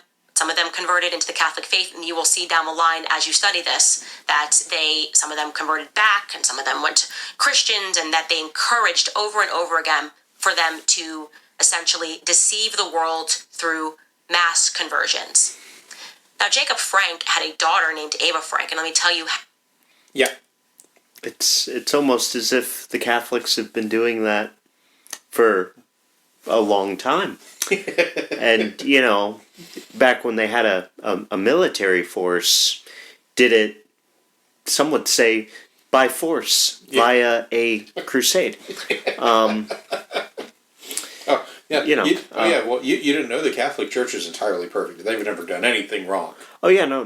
Yeah, they've never done anything wrong. No. That's a line of disillusion from our Jewish family. Yeah. Yeah, so, no. So, of course, Candace is skipping a bunch of shit and hoping her audience fills in the holes for themselves. Which, of course, they'll probably do on her curated list of sites. I have to say probably at this point because I gave it a try again on a second day to get into locals.com. They allow you to log in with a Rumble account, which I made and tried several times. No dice. The way it works is like Google Sites. Make a single sign-on and you should be able to just log in. I was able to log into Rumble, which I have no use for right now. It's just alt-right YouTube. And Locals is alt-right Patreon. But Locals not allowing me to log in has for the moment left me thinking there are two possibilities. The first one is that our domain has been blacklisted. The second possibility is that the site sucks. Having tried now with other names, I can verify that the site sucks. Signing up with a Rumble account is easy, but Locals is at this time broken, so that's whatever. I wanted to see if I could get in because Candace says later on that you can sign up for almost any lowball amount to support her show. So I figured maybe throw 50 cents or something her way, right? Nah, do it in 1 cent increments. Well, like it's as far as I understand, it's a recurring amount. Yes, just Now look, if I could get away with a penny like a month, I'd absolutely do that. Yeah, just chuck her the Jewish penny, you know? Just I mean, yeah. So I can verify that the site sucks. Yeah. So that's whatever. I wanted to see if I could get in because Candace says later that you can sign up for almost any lowball amount. So yeah, okay. So well, she also says later in the week that the links are coming. what links? They sound very pleased. I mean, They're just coming all over the place. We got a wall of links here. They're so runny and so sticky. You can see them with a black light. If you can't see them on the white wall, it's going to be fine. So my working theory is that the crew is trying to prove her points with whatever links they can find to support her claims. Something not absurdly Christo-fash, perhaps. Anyway, moving on. How disgusting this Frankish religion is. He has sex with her. It's incestuous, openly incestuous, of course, because this is what their sexual rituals were all about. And he deemed her essentially to be the unholy Mary. She's talking about his daughter, Eve Frank. She calls her Eva. It's spelled E-V-E, so I'm going to call her Eve until I actually hear someone say otherwise. Anyway, going on with the clip. Now, how powerful was Jacob Frank? Well, the rumors, which I have not been able to find an actual fact on this, is that he was sponsored by the Rothschilds. Now, again, that's a rumor. What I can tell you is he definitely had a lot of money because he purchased a castle. In Offenbach, Germany, Jacob Frank had a castle. Him and his daughter lived in this castle, and people that were Frankists came to them, they worshipped them, they made sacrifices to them, and of course, they had sexual rituals. This is all, I'm telling you, all of this stuff, it should be blowing your mind, and unbelievably, it's all true. Okay. Also, a big fucking nope. There is no evidence that Jacob and Eve had an incest relationship. As for the Rothschild thing, also a huge nope. Fascists love to blame the Rothschild family for every goddamn thing they can. But the family was only just rising to prominence near the end of Jacob Frank's life. And they also had nothing to do with him or his ministry.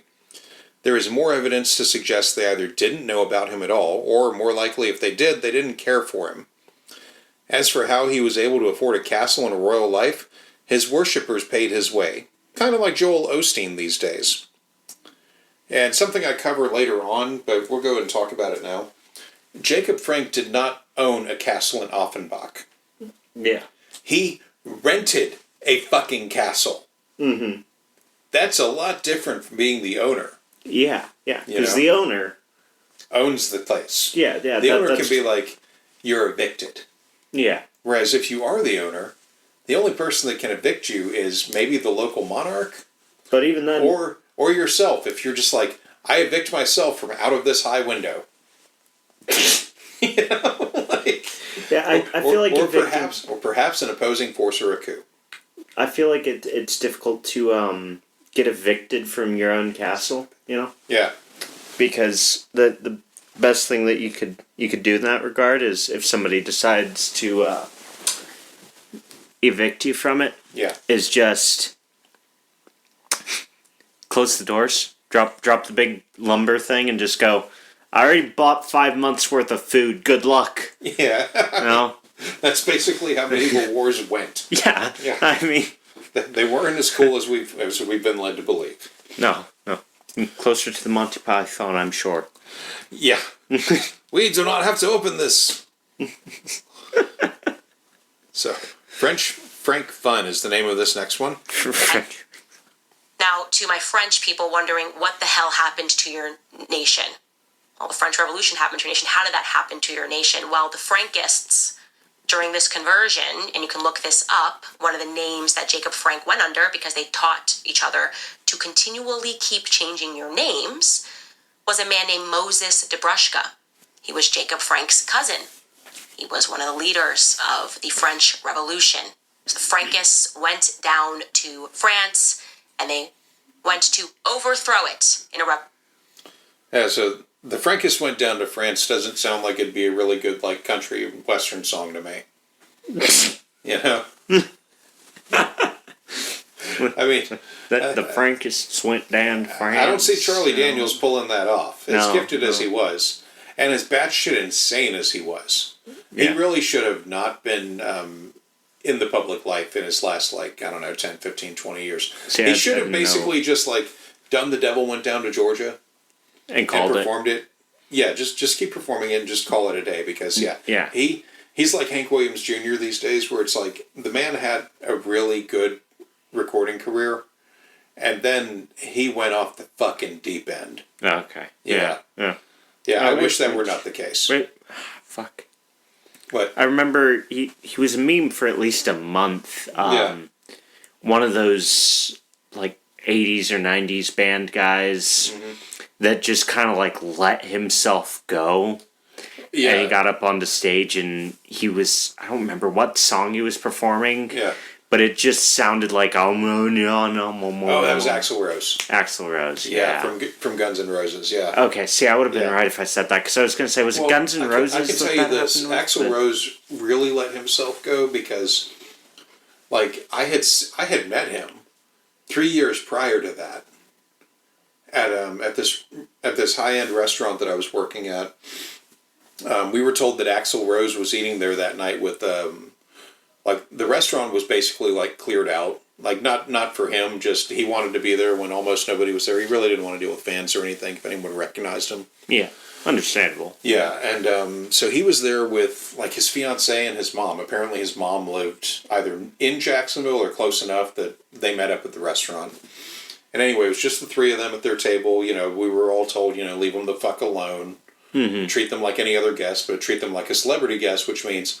do your job. Don't ask for autographs. Don't linger at the table. Fucking let them have their moment. That was our deal there. And celebrities knew it, and that is why we hosted so many celebrities, because they knew they wouldn't be fucked with. They'd just be treated normally. Mm-hmm. Which is, so we had a lot of them in the place. And anyway, Axl Rose was one of those guys. He had come over to thank me and the manager and the busboy. His server was outside getting a smoke or something. And so he came over to, thank us. And so I met the man. And I had always known that he was, a small dude. Yeah. Now, I don't know if you've ever seen, the Guns N' Roses videos from, the 80s. He had, this tall, wild-ass hair. Yeah. I was not prepared to meet Axl Rose. Mm-hmm. His shit was in cornrows. And he was a short guy, and I was like, all right. What do you say? He was very cool. He was very cool. Yeah. I got nothing bad to say about the man, but he was very cool. Tipped really well. But yeah, he like I said, very, very, I was not prepared for how short that man was, how short and just frail he looked. Yeah. He looked not just a strong wind could knock him over, but it could possibly blow him apart. I was not prepared for that, I'm this dude belted out Welcome to the Jungle? Yeah, he, when he was walking away back over to his table, the restaurant was cleared of everybody. They'd all gone home. And so he went walking away back over to his table, and he did the kind of, snake walk that he does in Welcome to the Jungle, the video. Like he kind of like shifted his whole body around like a snake for like 10 feet, and he's like, "Still got it." We're like, "All right, yeah, you do. Okay, good work." Like, what are you gonna do, man? Yeah, he was like I said, very very cool, very chill guy. But yeah, no. Then seeing him like several years later, just wow. Like I was like, "Oh my god, buddy, get help." Get help. Whatever help looks like for you, whether it's like a gone thyroid or something, just fucking get help, please, because I have really good memories and they are being doused. You know? Yeah. I don't know if he ever did. I haven't caught up, but I know I didn't care much for the Chinese Democracy album that he made. It didn't hit for me. So I don't know if they've done anything since, and I frankly don't care. Anyway, so. The actual story here is that Jacob Frank's cousin, Moses, did change his name to Junius Frey, and he did play a role in the French Revolutionary period as both a Freemason and as someone who helped draft work to de-Christianize France. He was arrested at some point and put on trial for treason and espionage, and he was sent to the guillotine on April 5th, 1794, along with his brother-in-law. Now, I have to say that for this next section, I wanted to play it in full and long clips as I usually do, but there's so much that is mentioned here and worthy of its own telling that I can't just run a long clip. So here we are. Evolution. Because ultimately they believed that they would inherit the earth through deception, through deceptive means, and a ton of sexual rituals along the way, which they believed gave them power.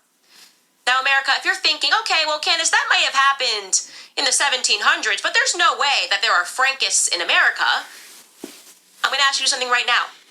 Pivot your browser, open up your browser, and I want you to look up the first, and again, I'm doing air quotations here, Jewish Supreme Court Justice. The first Jewish. He's not Jewish, he doesn't worship the Torah. I'll tell you what he worships when you look up. His name is Louis Brandeis. You guys know him because you're thinking Brandeis University. I've heard of that. Oh, it's a very powerful family. We had a Supreme Court Justice named Louis Brandeis. And then as you scroll through his Wikipedia, you're going to learn that he kept a photo of Ava Frank on his desk, the unholy, the non-virgin Ava Frank, who from this castle had sexual rituals, incest with her father, who had... So, Brandeis was America's first Jewish Supreme Court Justice. His parents had been Frankists, and the photo of Eve Frank in his office was an heirloom. Oh, yeah. So there was a time when such items were rare. You know, photos were hard to get. Yeah. Like, it was an heirloom. Anyway, if Candace bothered to look into Brandeis's legacy at all, she might actually like the man. He was a huge supporter of personal privacy and the First Amendment, and he even drafted legislation early in his career to support it, and he took a lot of clients for free when he was a lawyer, especially if their rights were being violated. Brandeis never hid his family's passed away. Mm-hmm. Next. People bringing her gifts that the Brandeis family were committed Frankists. They believed in pedophilia. They believed in this as a sacrament, okay? They believed in blood rituals on holidays. They believed that you had to sacrifice people. All of this is in the books, okay? They believed people died in this castle. Yeah, this is a swing and a miss. First, the Brandeis family did not have a known history of this shit. Second, and to a larger extent, neither did the Frankists. Pedophilia was not a central tenet or whatever of Frankism, and neither were blood ritual sacrifices. Both of these claims were thrown about loosely with no proof during the time of that the religion was really active. This is about as real as blood libel myths on Semitic communities, or the myth that Jews poison wells in towns. But the Brandeis family had no known history of any of it. None of that shit, of course, is on his Wikipedia page, but that doesn't stop Candace from going on. Blood ritual sacrifice. And this is not libelous, so you can spare me this is blood libel. Because again, these people are no more Jews than they are Christians. There is an elite cabal. And the way that they have done this has been absolutely stunning. Okay? It's amazing. They've done it through deception. They have convinced a bunch of well-meaning Jews that I grew up with, that you grew up with, the people that we know, of course, are not engaging on Passover in blood sacrifices and things of that nature. They have deluded them into protecting the Frankists when the Frankists get caught.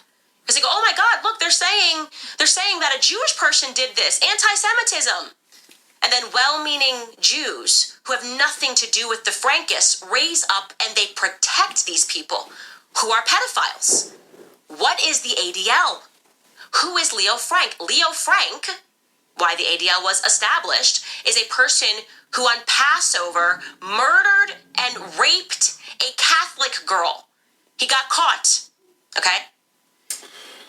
Okay. All right. Here we go. Leo Frank and Jacob Frank were not related. Mm-hmm. She doesn't say that, but I feel like it should be pointed out. Anyway, the Leo Frank case was instrumental in the formation of the Jewish Anti-Defamation League. The ADL, as they are known, was formed during the trial of Leo Frank. Frank was a supervisor at a pencil factory where 13-year-old Mary Fagan worked. He was the last known person to have seen her alive, as he had given her her paycheck for the week. According to Frank, she left his office and he never saw her again. According to a janitor, Jim Conley, Frank pursued her and assaulted her, then had him hide her body. For a Georgia case, it seemed open and shut, except there was no evidence that directly pointed to Frank, and Conley's testimony changed several times during the investigation and the trial. Frank's lawyers did use racist means to try to strike Conley's testimony several times, because he was black. But after the initial sentence Frank received for the death penalty, and several appeals, Frank was granted life in prison. As he was being moved to what would have been his forever home, he was lynched. The ADL was becoming an organization during this period and was able to utilize what happened to Frank to gain strength and become an organization in full. The ADL has been a massive thorn in the side of fascists ever since, so of course Candace would take means to link them to the Frankists. Aside from the accident of a surname, there's nothing there. I'm sure as well that Candace insisting this Jewish businessman raped a 13-year-old Catholic girl wasn't lost on the audience, but I'd also like to point out that one of the many risks that faced kids that worked in labor jobs was the ever-present risk of sexual assault, rape, and murder. This is one of many reasons that kids aren't supposed to be doing that shit. But Candace never goes there, and I think part of the reason is that her grandpa was a child laborer, and she still regards him highly, especially since she blames the COVID vaccines for his death. Anyway. He was found guilty despite having more money than God for that day, given who he was married to. He was found guilty because the evidence was that overwhelming, despite trying to pin it on a black janitor who worked at the factory. It was his factory where he raped this 13-year-old girl on Passover, as is required of Frankists, by the way. Again, we're talking about a fringe cult of psychopaths that have nothing to do other than hiding and deceiving people to believe that they're Jewish, or to believe that they're Christian, or to believe that they're Muslim, because they exist as well in the Muslim faith, okay? They have nothing to do with any of these religions. None of them. None of them. These are satanic psychopaths. And Leo Frank murdered that girl. He murdered that Catholic girl, as he was instructed to do, and he got caught. And then what happened? To this day, the ADL is trying to vindicate him. Despite overwhelming, they're trying to use their full power to pretend that that man who had, again, more money than anyone could possibly have at that time, given who he was married to, and the family that he descended from, okay? A family which down his line married into the Rothschild family, by the way, to be clear, okay? You're going to tell me that this guy was unjustly found guilty? The girls, read through that case. That's a good starting point. If you're an American, read through the Leo Frank case. Learn everything that there is to know about it. All right, I let that one go long. First, the Frank family did not intermarry into the Rothschilds. Mm-hmm. That is horse shit. Second, Leo's wife Lucille stood by her husband through the trial and never remarried after his death, and signed her name as Mrs. Leo Frank until she died a couple of decades later. She did come from a prominent family, but they were largely blue-collar, and she held various normal jobs throughout her life. Leo was not richer than God. He was a supervisor of a pencil factory. Granted, pencils were more commonly in use during that time, but it wasn't massive wealth. They weren't the only people making fucking pencils. Hell, they had to employ child labor for fuck's sakes. Yeah. Now, this next part made me scream and quit for the night when I was working on this. There's no way for me to soften that up aside from saying that, so here we go. I'd apologize, but you're all here out of your own choice. I mean, you're 15 episodes deep at this point. It's kind of on you. Yeah. Man, here we go. Okay? And you will realize he was guilty as sin. Guilty as sin, found guilty rightfully. And to this day, that little girl's family, what's left of her descendants, Mary Fagan's family, are still having to fight the full power of the ADL, who were born out of B'nai B'rith. Okay? We're talking about Freemasons.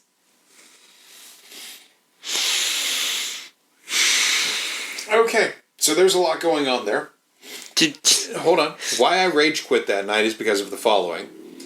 The full name of the ADL until 2009 was the Jewish Anti-Defamation League of B'nai B'rith. What also pissed me off was Candace saying that Mary Fagan's descendants were fighting the ADL. Mm-hmm. She was fucking 13.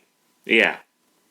Kind of. She doesn't have descendants. It kind of hard for her to have descendants. Yeah, I mean, it's not impossible, but she doesn't have descendants. I feel like she'd probably be a bit older if she was if she had at least one descendant. Yeah, you would like to think so. Yeah. Yeah. So I'd hope so. But back to the ADL thing. The whole thing with the ADL being friendly with the Freemasons is a part of the Protocols of the Elders of Zion, a poorly written propaganda piece that came out during the end of Imperial Russia. It was plagiarized from various sources and was disseminated by anti-Bolshevik people that escaped the Russian Revolution. I didn't come up with this term. I give credit to Jordan Holmes from Knowledge Fight. But with this bullshit and so much more, we can now call Candace a Pez dispenser. But I like Pez dispensers. Well, they're stupid little chalk shooting candy things. It kills me when the Pez dispenser candy's actually good. Yeah. Like, I don't want it to be good. There's nothing in me that wants it to be good. Never in my life have I thought, I'll get this Pez dispenser that comes with the Pez, and I'll just pop one every now and again when I want it, and then 6 Pez dispensers worth of cartridges later, I'm like, man, I could go for a 7th right now. And it's only been an hour, It's a fleeting candy. Yeah. God, I haven't seen Pez dispensers in forever. I have. Go to Target. Dude, I'm in Target stores every day. Yeah, and I've never once seen a Pez dispenser. I could swear I saw some You fucking Mandalorian ones. Maybe you have, and I think I might have bought Pez for people early in my time with Shipped, but I honestly haven't handled a Pez product in so long. Fair enough. Yeah. I mean, you probably... Now I want some fucking Pez. Right? Well, too bad. So yeah, the Pez is practically, Protocols of the Elders of Zion. Oh, okay. The Pez is practically required reading among modern and old world Nazis. And I was not prepared to come across its bullshit in this. But in the future, when she says Pez shit, at least I won't be entirely shocked. Yeah. Now, the Protocols of the Elders of Zion. I feel like I should talk about it a little bit. Because you obviously don't know much about it at all. No. Okay, so they were trying to, near the end of Imperial Russia, they were trying to, kind of justify going after Jewish communities where, these revolutionaries were rising up. Mm-hmm. And, this is, I am really dumbing it down here, but, yeah, they wrote the Protocols of the Elders of Zion. It was plagiarized out of earlier work. Mm. It's supposed to read as if it's like the meeting minutes of this secret cabal of Jewish leaders Yeah. that are like plotting to overthrow everything and be all evil and shit. What morons would have someone taking notes during the crime meeting? That's literally a thing they bring up in The Wire. I've only heard it referenced on Robert Evans shows, but yeah, there's a scene in one of the Wire episodes where these guys are all having this modern like criminal meeting, and there's somebody taking notes, and the guy looks over at him. He's like, "Y'all got somebody taking notes on the crime? What the fuck are you doing?" I've seen that one. Yeah. Yeah. That's that idea. That's how dumb that idea is. And that, we're going to overthrow everything and be all evil and do blood libel and poison wells and shit. And we're going to have somebody taking notes on all of us, including like someone rising up and saying stuff and this other guy being all, whatever. Yeah, that like you don't need a cryptographer. I think it's called a cryptographer, right? It falls apart on its face. Yeah. Let alone reading the bullshit. No, it is a funny thought that a group of criminals would be dumb enough to have a cryptographer on payroll just sitting there. Oh no, you're thinking stenographer. Stenographer, like okay. Yeah. Yeah, no, the worst part, the worst part I think of all of this is that, it was used by people like Henry Ford used to quote from it in his periodical called The International Jew that he would include with every new Ford vehicle that rolled off the lot. Mm-hmm. He would hand out copies of the Protocols of the Elders of Zion willy-nilly. He really wanted to get that idea out there, which is why I don't own a fucking Ford. Yeah. Why, the only Ford that I've seen that I would be like, I could get one of those, is the Ford F-150 Lightning, their electric truck. Yeah. People really do seem to like them. Yeah. Once they get over like range anxiety, they really seem to like those fucking trucks. I'm sure. That said, I'd really rather wait for literally any other company to make a fucking electric truck. Aside from Tesla, of course. Yeah, no, fuck Tesla. Fuck you, Elon. Yeah. It's Twitter, bitch. The only like I think I do like Rivians though. Yeah. And they're about the same price. I'd get a Rivian electric truck. I'd get a Rivian electric SUV. Jesus Christ, they look nice. Oh yeah. Fuck, they're nice. Anyway, so yeah, so I won't be entirely shocked anymore. And then we have this. Again, I cannot state enough that what we are referring to is a religion that is known as Frankism, which became the Thelema religion. It is the preferred religion of the elites, okay? They believe and they worship the devil. They believe that through deception they will inherit the earth, okay? In that region in Ukraine, which then began to be known as the Bohemian region, by the way, okay? Where Jacob Frank lived, where Jacob Frank's castle was thereafter, and then you... But you just said his castle was in Germany. Well, yeah. Also, he was Polish. Well, he was Ukrainian, but he's listed as a Polish religious leader. Yeah, thank you for paying attention. I don't think our audience did at all. But you just said he was in Offenbach, Germany. I probably fucked that up. But still. Yeah, I kind of get into that in the note here. Frank's castle was rented from a prince and was in Offenbach. Now, it's Offenbach, and there's like 4 other words that go with that, and I'm not bothering with those. It's even summarized online as Offenbach. Yeah. So, in Offenbach in modern-day Germany. It wasn't in Bohemia. Neither was Frankism, not even close. No, I mean, he was born in Ukraine, but like it was a Polish religion. Well, yeah, he was born in like a border area. Yeah. He was born in a border area, and then they moved. Yeah. Yeah. Yeah, well, anyway, next clip. Wonder why Bohemian Grove is a thing in LA. Why Bohemian Grove? Again, they have also been caught having rituals. In LA? I'm sorry, anybody who's ever seen Letterkenny. LA. Oh, Did you go to Bohemian Grove? It's in LA. So yeah, it's also way off. I don't think Candace knows much about how to read a fucking map. I mean, clearly she said L.A. Yeah. wrong. You know, it's Oh no, I think she said it right. yeah. I think she said LA right. But she's been to LA several times. Bohemian Grove is in California, but it's several hours away from Los Angeles.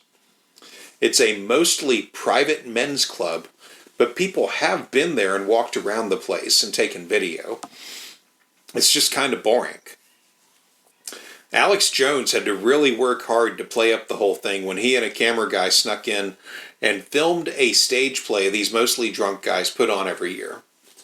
Now that's me putting it all very, very simply, because I expect a lot of elements of our audience to know about Bohemian Grove.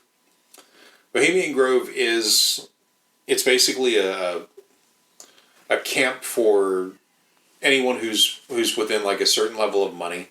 Yeah. It's basically a 2-week summer camp for these guys to go and get drunk and piss everywhere. Okay. And put on a stage play called The Consecration of Care. Okay. Yeah, which, the funny thing is, Walter Cronkite, a famous newscaster from, like, I'm pretty sure he died before I was born. Don't quote me on that. I really don't know, and I don't care. Cronkite, he was a member of the Bohemian Grove group, and he recorded his voice for this whole consecration of care ceremony that they do every year, whereby they have like this owl god Moloch, and they sacrifice an effigy of like a baby. The baby is supposed to be care, like they're supposed to be burning up all their cares so that they can go make the right decisions in the world, is the kind of vibe. Yeah. But I've read a lot of stories from people that worked at Bohemian Grove, because apparently they'll just hire anybody. Yeah. They do like to hire teenagers because they'll just work hard. Mm-hmm. Presumably. But most of these teenagers have talked about how they just got high and like tried to not watch when these guys would just whip out their dicks and just piss anywhere. Like Nixon famously was invited to go to Bohemian Grove, and he turned it down, saying something about how he didn't want to be around a bunch of gays. Like, because apparently, like, these guys take advantage of, just, like, random whatever. So, yeah, like, it's whatever. I just had the hoity-toity rich man voice in my head. Just went with the, oh, Richard, you're Richard. Let me touch it, Richard. I must inspect thy Richard. I must inspect your robes. Yes, inspect the robes. Yes. Check out the tie. It's near the waist. Yeah, I mean, Alex Jones went there, and he went there with a much better journalist named John Ronson. He's a British man. Ronson has done a lot of good work, so I don't want to give him a bunch of shit, but he went there with Alex Jones, and I'm pretty sure I remember it. He was talking about how AJ was like making it look like they were having to like break into Bohemian Grove, and he's like, it's like he went off with his camera guy. I just walked in. Mm-hmm. Like, it was no big deal. Yeah, Bohemian Grove didn't really appreciate Alex Jones filming the Consecration of Care ceremony, but once it was out in the world, there wasn't much they could do about it. Yeah. So, whatever the fuck. But yeah, it's Bohemian Grove is bullshit, and Also it's not related to the Frankists at all in any way. Also, picking Moloch as a god name seems kind of just a little lazy. Yeah, I mean it's a whole stupid thing. Like, it's just it's beneath our time to get further into it unless Candace does. So we're just gonna move on. So I'm asking you the question, how many times are they going to get caught having rituals before all of the faiths wake up and unite and attack these Satanists? Now, I'm pretty sure this is one of the most unchristian things she has said so far. Also, it should be noted, God, to someone like her, shouldn't need his people to be fucking foot soldiers. Yeah, because if memory serves, he's kind of got his own way of fixing things. Of when you die, you got sent to the wrong place, buddy. I mean, basically, he's got his own system up there, according to them. So he's got his own system, and basically, you get to hear James Hetfield sing "Little Boy, You're Going to Hell" on the way down. Yeah, I presume that's how I want to go. I want to hear that DVDA song from the South Park movie. Yeah, "Little Boy, You're Going to Hell." Mm-hmm. Yeah, my God, what a. I was not prepared to hear James Hetfield's voice from the first time I saw that movie in a theater. I was like, what the fuck? Did Metallica do this? I waited to watch the credits, because the song credits are always at the end of a movie, and I was like, okay, DVD, Little Boy, okay. James Hetfield, okay, whatever. Yeah. So, anyway, here's the next one. All right, guys, I'm going to look into some of your comments. Yes, it is true that they worship Baphomet. Okay, this is real. And by the way, I want to give you some good news. Because as I was falling down this rabbit hole and realizing how powerful these people are, the most powerful families in America involved in this satanic cult.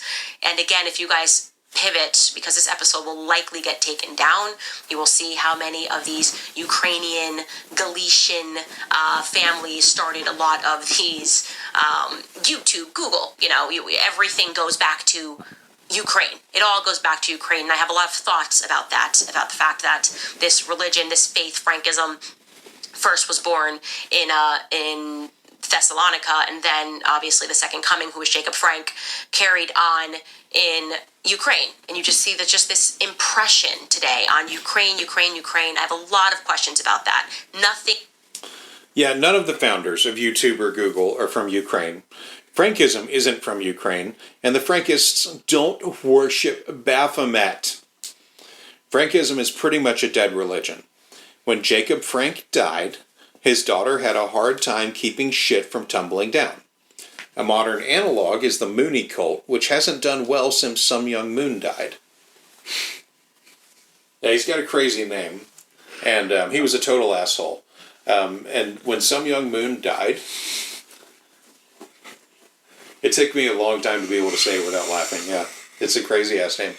But when he died, his wife and their oldest kids kind of fractured off. Mm-hmm. So the church, who had a unified vision, was fractured off. One of those versions sounds simultaneously like the coolest possible and the worst possible version of the church. One of his kids runs a gun-centered version of the Mooney cult.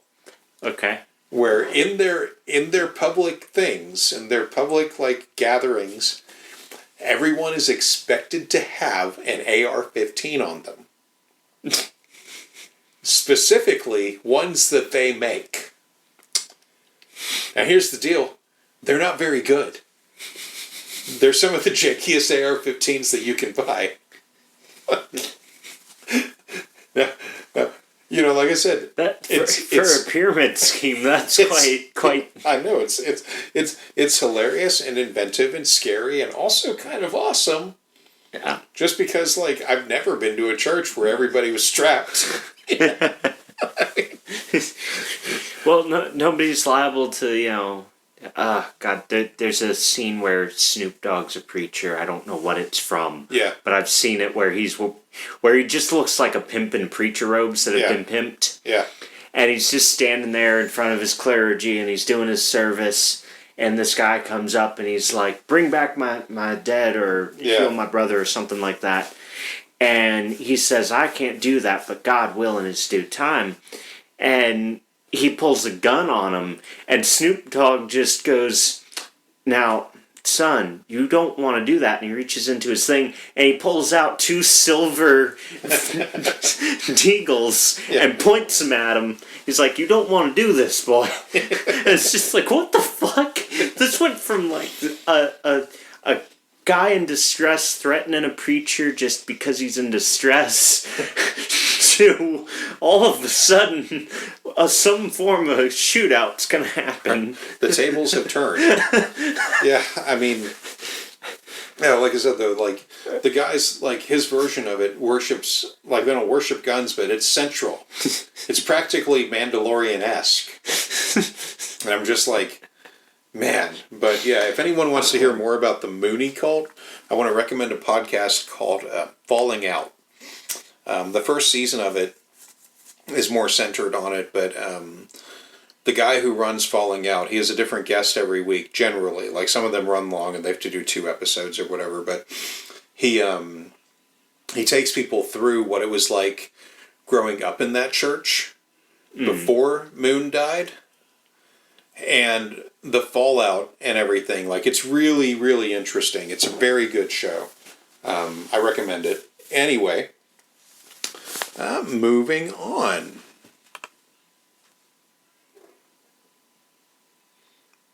Good. Nothing good has ever come from Ukraine, okay? This religion, this cult, this satanic cult needs to be exposed. And yes, I'm aware that it is a great danger for me to expose it, but at least the information is out there. At least we have 25,000 people watching right now who are now going to learn this and tell other people, and that is your job. It is your job to research this. But the good news that comes from this, and I'm being so honest, because once I fell down this hole and I began studying and I began learning about these people who are not Jews or Muslims or Christians, this peace descended over me because I realized that everything they have done has been about disrupting Christ, about dividing the church. They have deluded people, and that is why it is so relevant for you to know that Sigmund Freud, the father of psychoanalysis, basically I learned that you could delude and trick people via psychology. That is why they love him. That is why he is taught as a hero, because he was a Frankist, okay? Nope. Freud was not a Frankist, and I don't know what people she has spoken with, but most, excuse the term, shrinks that I've known don't regard Freud as much more than the founder of their practice. The field has moved on a lot since he founded it. But also, her saying that nothing good has ever come from Ukraine is pretty fucking sickening, considering that it's a highly prized farming country. Russia and the Soviets always saw it as a feather in their cap, since much of the food used by the empire either way was grown there. It's one reason among many that it is important now too. Worshipped, as that person points out in that book, which you should read, he worshipped the Kabbalah, and he gave them a gift in the form of understanding how weak our psyche is, right? That you could quite literally convince people not to believe their own eyes. Modern society was born because of that. And then you realize, again, speaking about how they were always in positions of power, that Edward Bernays, his nephew, became the father of propaganda in America. The guy who credits himself with convincing Americans to eat breakfast. It wasn't even, they weren't even eating breakfast, convincing Americans to eat breakfast. All you needed is the right propaganda campaign, and you can convince Americans to do anything, including to murder Christians all around the world. So yeah, we've covered this before, but no. And I find it surprising as time goes on that she doesn't go after Bernays for things like promoting smoking to women via the suffragette movement. The next section is 3 minutes long. Because that is what is happening. Whether you are aware of it or not, Christians are being slaughtered all around the world. That is what you have to recognize. It has been a war against Christianity since the beginning of time. Okay? This is about countering Christ. They intentionally, if you are sitting this and you're watching this today and you are saying, no, I think I'm an atheist, then the psychology worked on you. It worked on you. Frankist psychology worked on you. You have been deluded to believe that there is nothing more than this, and that makes you a perfect victim. Because once you realize that there is more, that God is real, and that Satan is upon us right now on this earth, there is a tremendous relief that comes, and I feel relieved every single day. Because there was always a part of me, despite the fact that I was a Christian, that like a little quiet voice that's like, gosh, but like what if it's not real, right? And now I'm like, this is so real. That little quiet voice inside of me that even suspected that came from a concerted effort from devil worshippers to remove Christ from the classroom, to remove him from the home, to break down the family, to create Hollywood as a model of Babylon, right? Hollywood is evil and satanic for a reason. The Frankists established Hollywood because they knew how it would impact the American psyche, how it would impact the Western psyche. But here's the thing, in the end, Christ always wins. It's refreshing, it's beautiful. You see it, you feel it right now. There's a piece of you right now, even if you don't believe in Jesus Christ, you have been feeling something lately. We all have been feeling something lately. You speak to the average person, you're like, you feel that something is really, really wrong. Okay? And that is the beginning. That is the beginning of your journey to understanding that there is also something really, really right. And that something is Jesus Christ.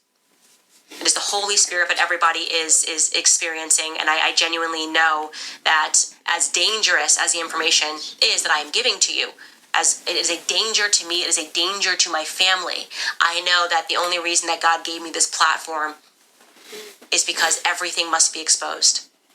Every Frankist in this country must be exposed.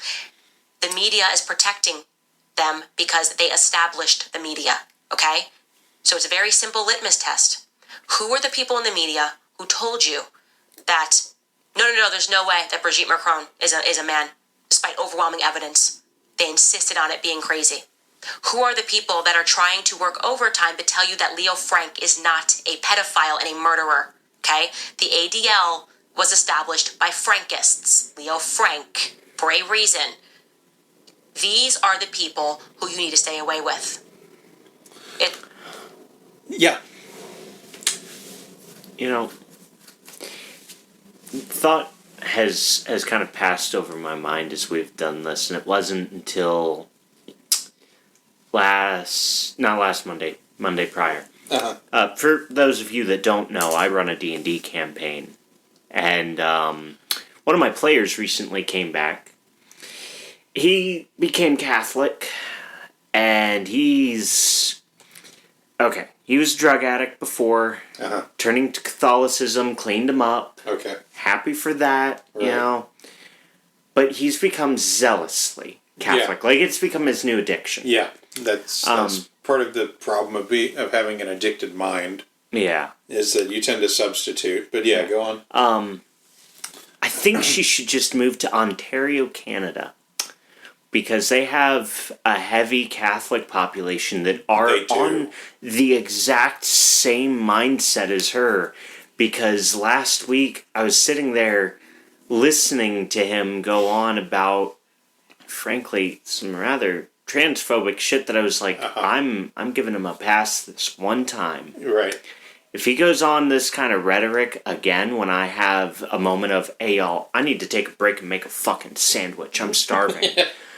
If he goes on this rhetoric again, I'm gonna have to like go, hey, nix it on that. Yeah. The other two Christians here don't talk about their Christianity zealously. We're all here to do the biggest fucking... Well, what you're hearing from him is basically what being around Candace is probably like. Yeah. Remember, she's a recent convert too. Right, yeah.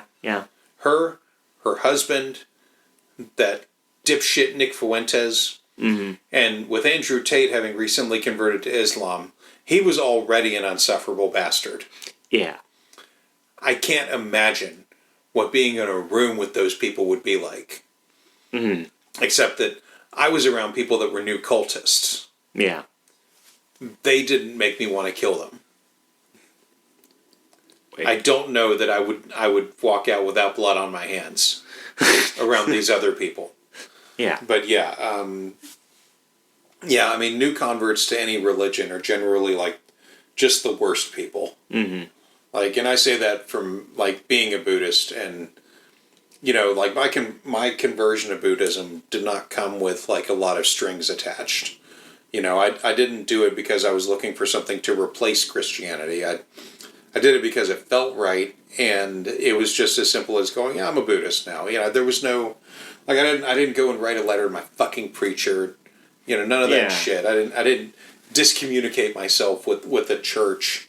I just was like, yeah, no, I'm a Buddhist now. I don't really want to deal with any of this other shit. And it's that goddamn simple. But that being said, I met people that were just, just as insufferable as new Christians or new Muslims. Like, there are some people that do it and they're cool about it because it's not replacing something necessarily. Yeah. But then there's other people that, like you said, they're just balls to the wall zealots, and you're like, buddy, you're the only person in this room that cares about this shit. Yeah. Please bring it down a notch. You know what? Not just one notch. So many notches. Mm-hmm. Otherwise, you can find a new place to be. That's and it sucks telling anybody that, but it's the thought that comes across my mind, especially when I hear her go off, and all that comes to mind is I love Letterkenny, and I love the country portions of Canada. Yeah. Because as I've been told, they are insufferably as Letterkenny is. Yeah. Well, here's the thing though, Canada has its whole they have their whole other homegrown Nazi shit. Oh yeah. There's Rebel Media. Mm-hmm. Is just there's one of their people on Rebel Media. Her name is Faith Goldie. Just whatever. Her name is Faith Goldie. I thought she was just a regular ass conservative until she went on to this neo-Nazi podcast called Red Ice Radio. Okay. And she chuckled through it, but she recited the 14 words. Oh.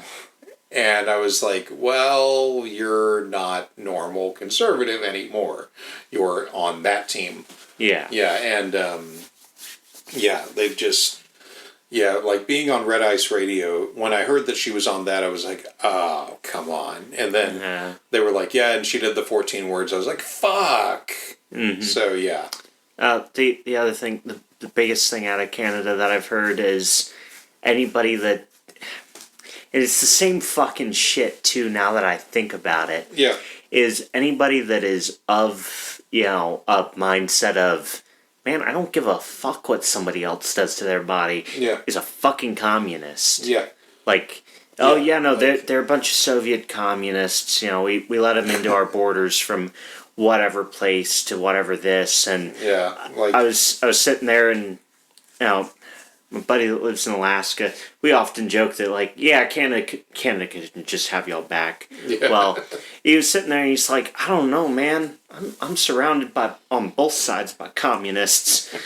And I was right, because Russia's right over there. Yeah, and he was saying it in a joking manner, and then the actual Canadian joined in on it, and I was like, okay, yeah, I could see some of what Canada does as being communist. And then he went into that portion of it, the portion of it that is... Well, here's what's fucked up, right? So the only thing that Canada really has, or that their only real feather in their cap that made them any different from America, was their national healthcare system.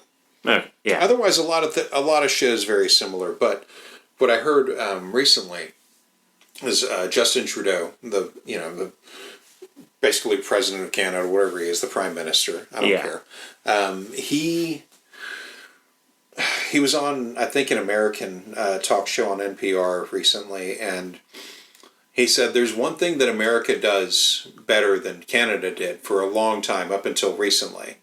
And they're like, well, what was that? He's like, well, school lunches. Yeah. They didn't have a state school lunch program until just recently. He's like, yeah, he said, I saw what American schools were doing and I wanted to get that implemented. And he said, it was such a fight. It was such a ridiculous fight that I wasn't prepared for. But we got it done. Yeah. I'm listening to that. I'm like, are you fucking serious? Almost every country that's civilized has a school lunch program. Yeah. Canada didn't, apparently. But yeah, so what we have here in this last clip that we just played was Candace establishing her own bullshit version of globalism. Mm-hmm. There are no modern Frankist movements Leo Frank didn't have a thing to do with Frankism. They certainly didn't establish Hollywood as a modern Babylon of any sort. And if Jesus always wins, then why should people concern themselves with fighting an imaginary enemy that can't be located and is pretty easy to learn about? Mm-hmm. The next section is several minutes long, and I'm including it because people need to hear, I think, what Candace sounds like when she was trying to appeal to emotion. I'm not sure if I believe her conviction, but it's an impressive display. All right, guys, so what can you do? Well, the first thing, let me tell you guys, is get to church. There's so much more here that I didn't leave, so much more that I could say, so much more history that I studied. There's a lot behind my refusal, my absolute refusal to bend the knee to Israel, as many American politicians have done. There's too much that I've learned about their history, about what was done to Christians, which they're alleging now is blood libel. None of that's real. It didn't happen. Well, they're convincing Jewish people, like actually Jewish people, people that practice Judaism as a faith, who are not Frankists, who are brilliant people who could research this and actually tell you what is going on. In fact, I read the books from the Israeli historians, Shlomo Sand being one of them, who has been writing about what is happening. People that have written about the Jewish mystic tradition, like the Christian mystic tradition. Again, not Christian. These people are not Jewish. In my view, they are Satanists, and they have infiltrated our faiths, and we have to come together to recognize this. Most people don't know. They think that the nation of Israel was established because of World War II. There was a lot going on leading up to that. Learn about the Damascus affair of 1840. Learn about what happened to Esther Salamisi in Austria in 1880 thereafter. Okay, there were Christians that kept going missing on holidays, and the entire Christian world rose up and began publicizing, trying to point to what they deemed to be a satanic cult. And of course, all of that's been written, so most Christians don't know this, but here's what I know. I know that the division of the church was intentional. I know that to be true. That is why I went home, as they say. It is my prayer every single day that the schism between the Orthodox and the Catholics is resolved, because we need each other, because we know the true history of what has happened, because America has been polluted a lot of ways. The Protestant faiths have just been dividing, and I know who is encouraging that. I have looked into those faiths as well. I made a conscious decision to go back home. And I am praying that the Christian audience that follows me does more research, uses this as a starting point to learn more, to recognize that our faith has been intentionally divided over and over and over again. Okay? Because, as I told you, that Bishop Barron said in one of his books that actually the book is entitled A Journey to the Heart of the Catholic Faith. In one of the early pages, Bishop Barron said that the origins of the word the devil, diavolo, it means to divide, to separate. Anything that is not whole necessarily becomes devilish. Whether that's the family, whether that's the church, think about that. To divide things makes them unholy, holy with a W, right? What is whole is holy, and I'm saying this with a W and with just the H. And I've recognized that, and I've seen that everywhere. And I can't think of any greater division than to encourage people to divide who they are. You can divide your sex. You can be everything. I genuinely feel sadness for the people that have been victimized by this, who don't realize they're fighting a spiritual battle, who don't realize that they have been intentionally hypnotized by Satanists, that these people are throwing rituals, sex rituals. In some circumstances, there have been murder rituals. Read that book that I've been telling you to read about Charles Manson, the CIA, and the MK Ultra program, which I believe was established by Frankists, right? And you will recognize that these people have been doing this forever because they know that God is real. They understand. Aleister Crowley practiced magic, and part of the magic of of the devil is convincing people that he doesn't exist. That's the greatest trick that the devil ever played. That was the greatest magic trick. Convincing people that he doesn't exist. It's time to wake up, guys. It's time to wake up. I'm going to get into some of your comments. Skylar, are you dropping some in the doc here? So you have thoughts. Go for it. Firstly, rude. I know she's done it for like the rest of her crew, but like kind of rude dropping their likely actual names. Yeah. Because, you know, maybe they don't want to be known as an associate. I wouldn't want to be known as an associate. It's crossed my mind many times to try and figure out how to apply to become one of her info people underneath the name of Matthew Anderson. Right. Just to see if I can rake in a paycheck from that. If I can, I'll open up a separate bank account under the name of Matthew Anderson and just cash that check. Right. And, you know, see how much that pays till, you know, eventually it runs out. But, Right. you know, that would just be great. No. I think she keeps her crew close, like within her house when they're recording. I don't think you quite understand quite the chameleon that you raised.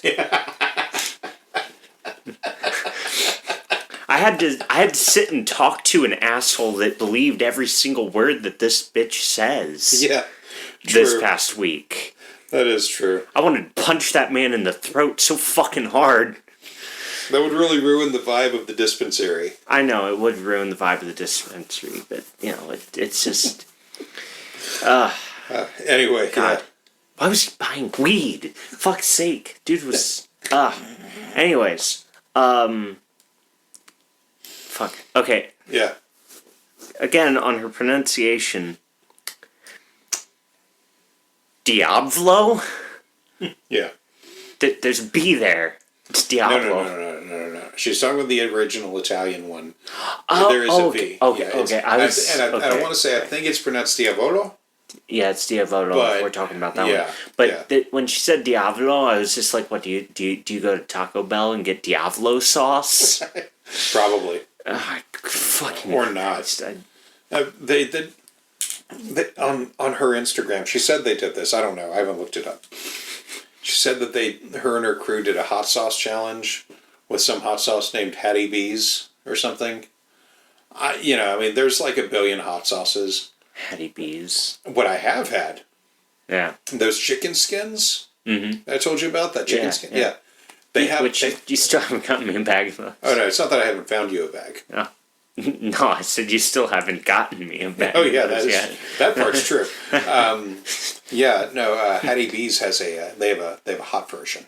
Oh. It's so good. God. It should be illegal. It's so good. Thank you. Yeah. You still haven't gotten it for me, but you keep telling me here's about the thing. it. I got you one like 2 weeks ago, and then I kept forgetting to give it to you, and then I needed a snack, and I was like, well, I can get another one of these. I know where they are. So yeah, it will happen. Just that's why it hasn't happened yet, because fair enough. I got snacky one day and it was in my car. Fair enough. Okay, so Diablo, and then she said something in there that has gotten me more than once not only a nasty look, but also a how fucking dare you from both Catholics and Christians. Yeah. Because there is that divider in there of that they're Catholics, we're Christians. Right. The schism, as it were. Yes, the schism, as it be. Yeah. Because, again, I have some Christian friends that, honestly, after hearing what Sikhism is, would probably be better Sikhists. Right. Yeah, I've sat down in a conversation with them before and gone like, so, you know, what is it with Catholics and Catholics and Christians? And they were like, okay, first things first. When you say Catholics, you do realize they're not Christians, right? Oh, God. And I'm like, and They're the original Christians. They're the OGs. Yeah. I was like, I thought that they were one and the same. And they're like, used to be, not anymore. Yeah. Catholics are batshit crazy. I was like, okay. That's an angle. Well, And then it gets even weirder because what she's talking about is the Eastern Orthodox Church. okay. There was also a Russian Orthodox Church. Yeah. Basically, you can consider the Orthodox churches to be more like the Anglicans in a way, Okay. in that they don't recognize the Pope. They have their own hierarchical structure with their own rules. I think the Orthodox churches are like the Anglican in that the priests can marry. Okay.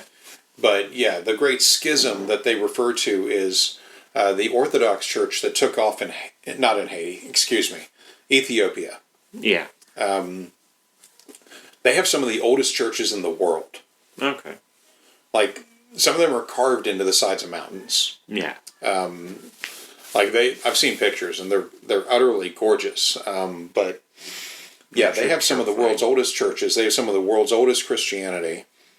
And yeah, like, they don't accept the Pope.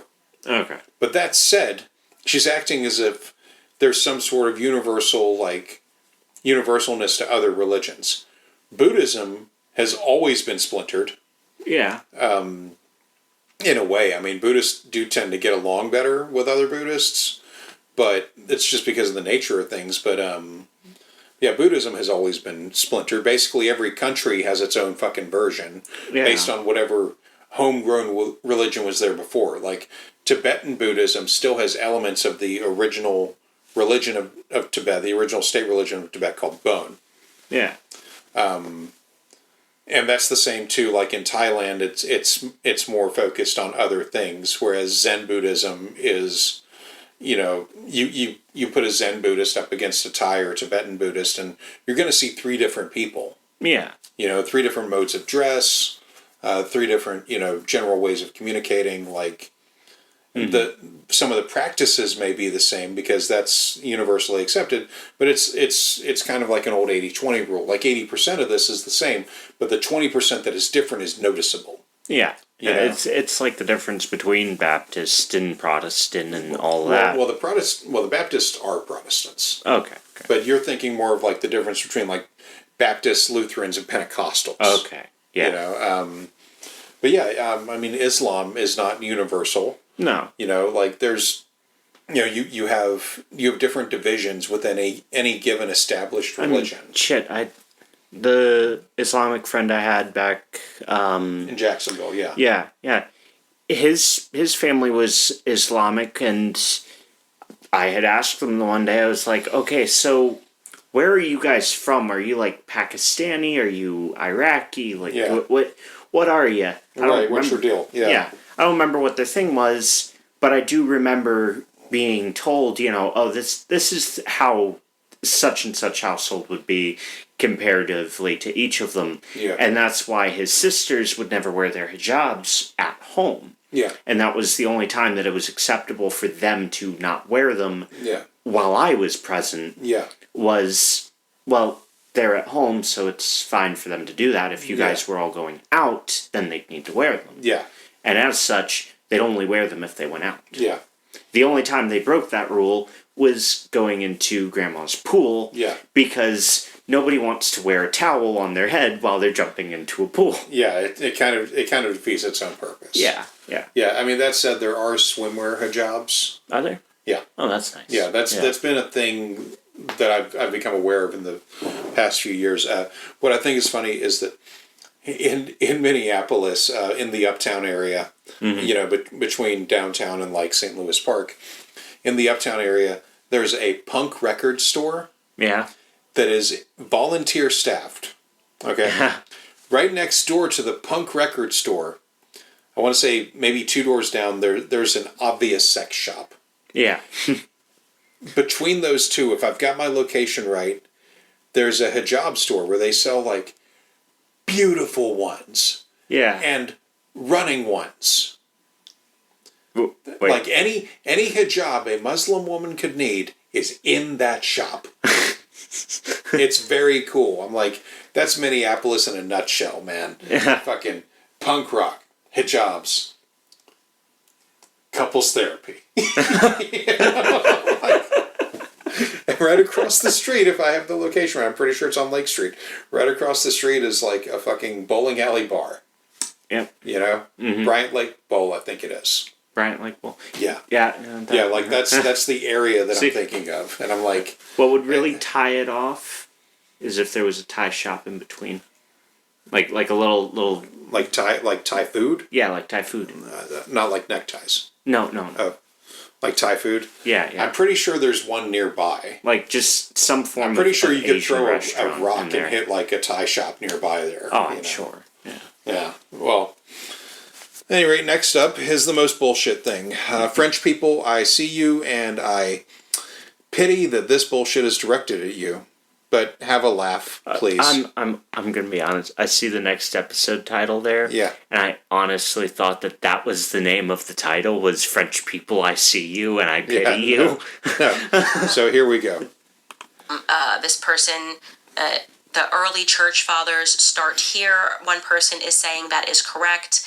Yes, people are speaking about Charles Manson. I'm going to go here and get into some of you guys who are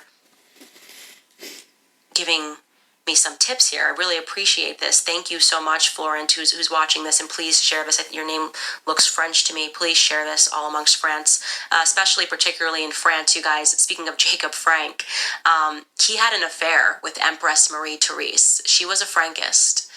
It is largely speculated that Marie Antoinette was a Frankist. Her mother, Empress Marie Therese, had an affair with Jacob Frank. Okay? They practiced these sex rituals. She was a part of them. And that is not a question. Again, that is in Israeli historians. I will include the links in my locals. For those of you that are watching this, I would deeply appreciate if you went and supported us by pivoting over to locals.com after this. And even if you give monthly $1, if it's 50 cents, whatever it is, it allows me and my very small crew to keep going and to keep telling people the truth as much as we can, because we're getting killed by the mainstream media. This is it is what it is. But I'm here to serve God. You know, I just don't care. And yes, to people watching this, please, that are French, Marie Antoinette, her mother, Empress, the real story of the French Revolution is a Frankist tale. Okay, the Frankists were behind the French Revolution. The Frankists were behind the Russian Revolution. Okay, it was the Frankists who believed in this, who orchestrated wanting to bring down Christian empires. It is the Frankists who are bringing down America. And that is my belief. And again, I will provide you with actual books from historians, actually. And to be clear, why I don't subscribe to this, Jewish, it's the Jews. All of the books that I have read on this are from Jewish historians. Like David Backen, he's Jewish. They've been trying to get the word out. They're not a part of this. Okay? Now, some people don't know it's happening, and they may unintentionally defend these Frankists because they think that they are Jews, but they're not doing this because they support this. I mean, we have to stop this rhetoric that doesn't allow for Jews and Muslims and Christians to come together, because that is what has to happen, in my view. We have to come together and defeat these Satanists. This person writes, God bless you, please be careful. Joan Rivers got killed for exposing Michelle Obama, the Hollywood secret. I appreciate that. I also know that if they want to kill you, they will. Yeah, so Joan Rivers was not killed. She was an unfortunate case of medical malpractice, and her doctor was an asshole. Moving on from there, Empress Marie Therese, if that was her name, as the mother of Marie Antoinette, none of them were Frankists. No. Not a damn one. They were not Frankists. I don't feel like I should have to say that, but I felt like I should have to say that. Yeah. Because I didn't include it in my notes, but I realized it when the clip was playing. I was like, I should have written that down, because it enraged me the first time I heard it. Mm-hmm. I had to cut out for the night. I was like, I can't type this. Yeah. I shouldn't have to type. I shouldn't. Why? Yeah. Why? Mm-hmm. God. Okay. I think I've said it before. Previous episode. What the fuck did the French do to this woman? Here's that the she's worst part, going right? after them? Like, what? Here's the worst part, right? The Emmanuel Macron signed a tax bill into law that made it easier to be rich in France. Like, he literally swung for the 1% in the way that they wanted him to. And he's getting grief from this 1%er. So, yeah, like there's just, you know, there's no fixing it. If the French royalty of the time, that Marie Antoinette, Yeah. that I don't remember if she was royalty. Oh, she was beheaded. She was royalty. Yeah, Okay, okay. She was. Well, I couldn't remember if She was the last. She was the last empress, basically. Okay. See, I couldn't remember if she was part of the royalty or just Yeah, one of the really rich fuckers that got she was. beheaded. I mean, she came from wealth. Well, I'm sure yeah, she was yeah. married to Louis the 16th. Yeah. But yeah, I'm not saying it was right, you know, given the time period, Look. if one of them people wanted to commit debauchery, I mean, they all got beheaded, so I'd say they got their just dues if they did commit some form Yeah. of horrendous debauchery. Yeah. But also, it's the goddamn French who are known for their wild fucking... parties. Yeah. Yeah. Well, that's the thing is that like is like she blames the French Revolution on the Frankists. Not the... She blames the Russian Revolution on the Frankists, not the overriding government that was fucking the people hard in both ways and both countries. Not the fact that the royalty, that the people finally were like, we're starving, you're throwing away literal pounds of food that we're not even allowed to get the scraps of. Yeah. You know, they were mistreating the people so badly that they were like, we're going to do a restart. See, I And feel we're like... going to do a restart so hard, prison's not good enough for you.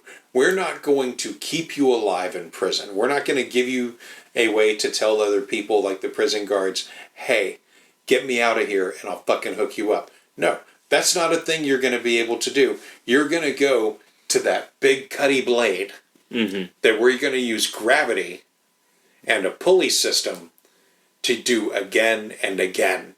Yeah. You know, like, come on. Also, I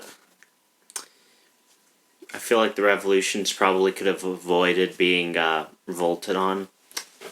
Off topic a little bit, I know, but I feel like they could have gotten away with it if they had just like threw the parties as a thing for everyone to attend. Yeah. Then that thousands of pounds worth of food that they were throwing away, A, wouldn't have been thrown away. No.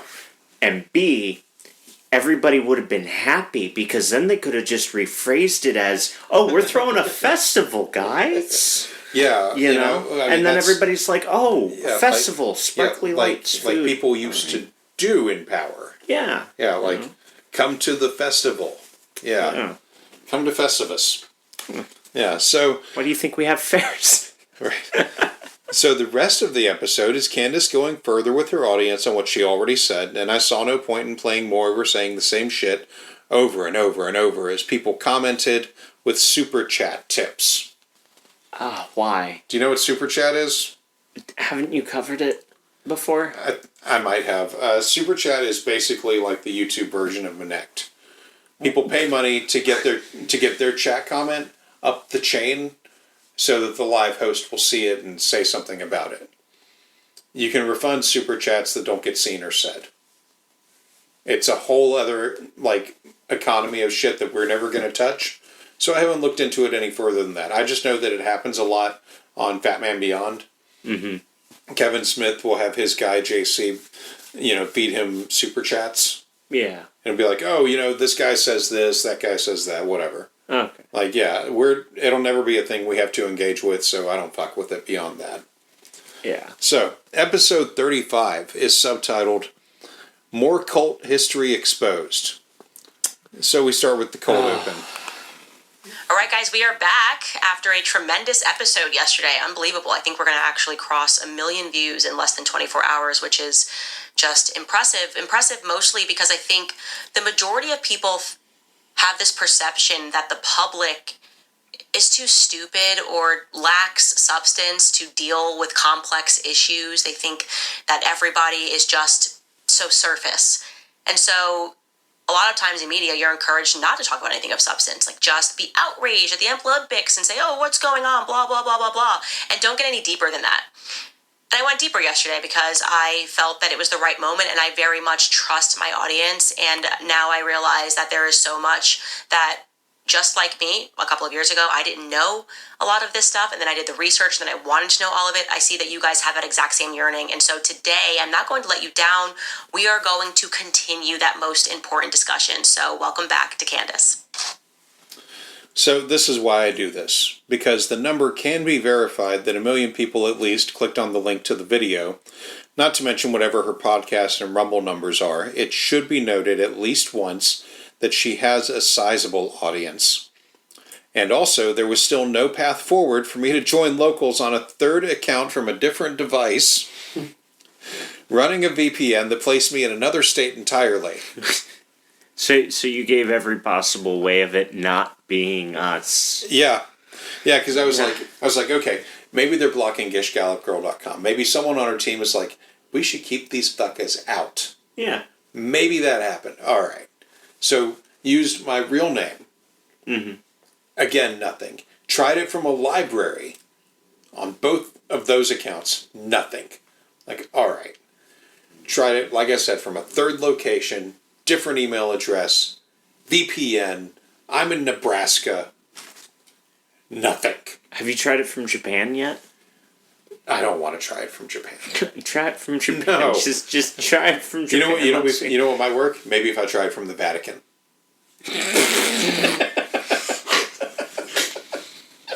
Just make a Pope Francis email. Just oh my God, the Pope wants to be part of this, and he's going to give us 50 cents a week. God.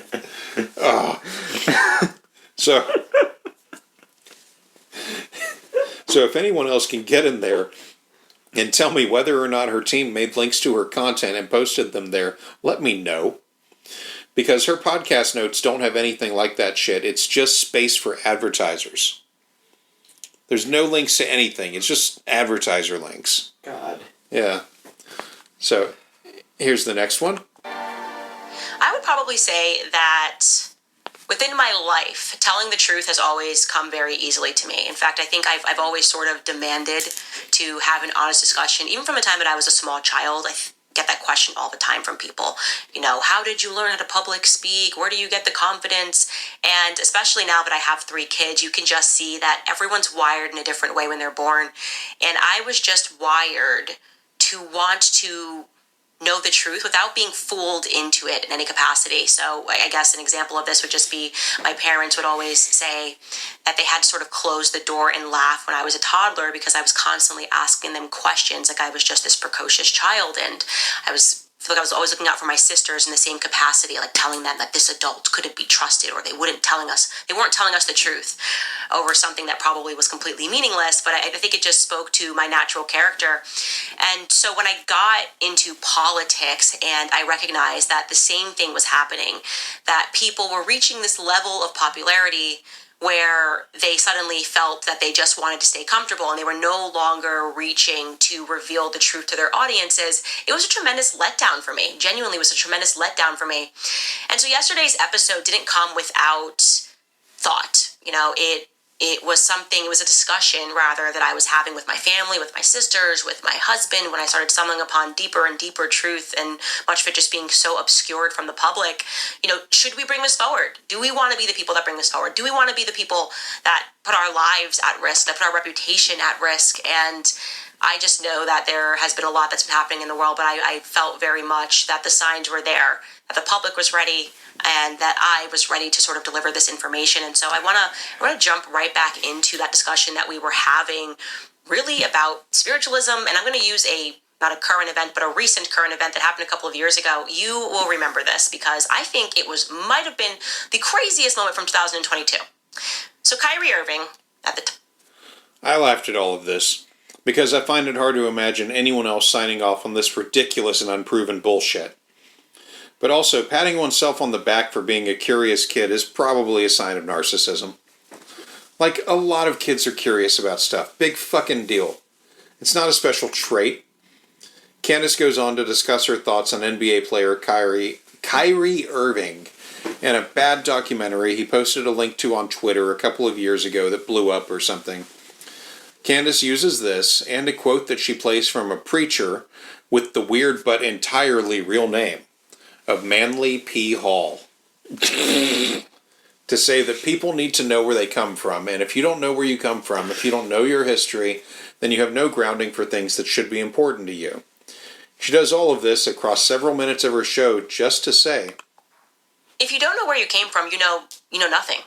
I mean, that's the reality. When he says that we've parked aside wisdom and replaced it with something else, that is the truth. That is what comes from ancestry. There's a certain wisdom that comes from ancestry, which is why it becomes important to understand, well, if we don't know history, we know nothing. Everything is becoming an ever-present. What if there was a group of people who could quite literally, knowing every single name, trace, or maybe there's more than one group of people who can do this straight back to the Bible. That would be so impressive, and they would have so many answers, and they would truly have a leg up in life. And this was something that also crossed my mind, by the way, when Vladimir Putin sat down with Tucker Carlson.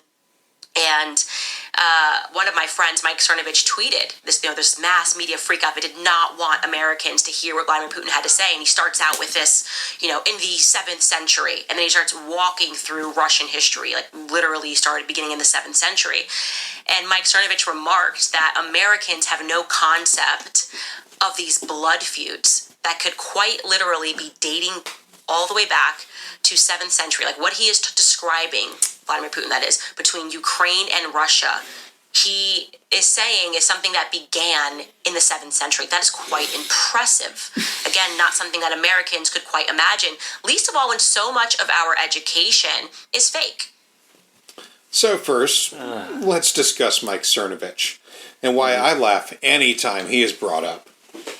And I'd also like to thank him sometime. First off, he's an idiot and an asshole.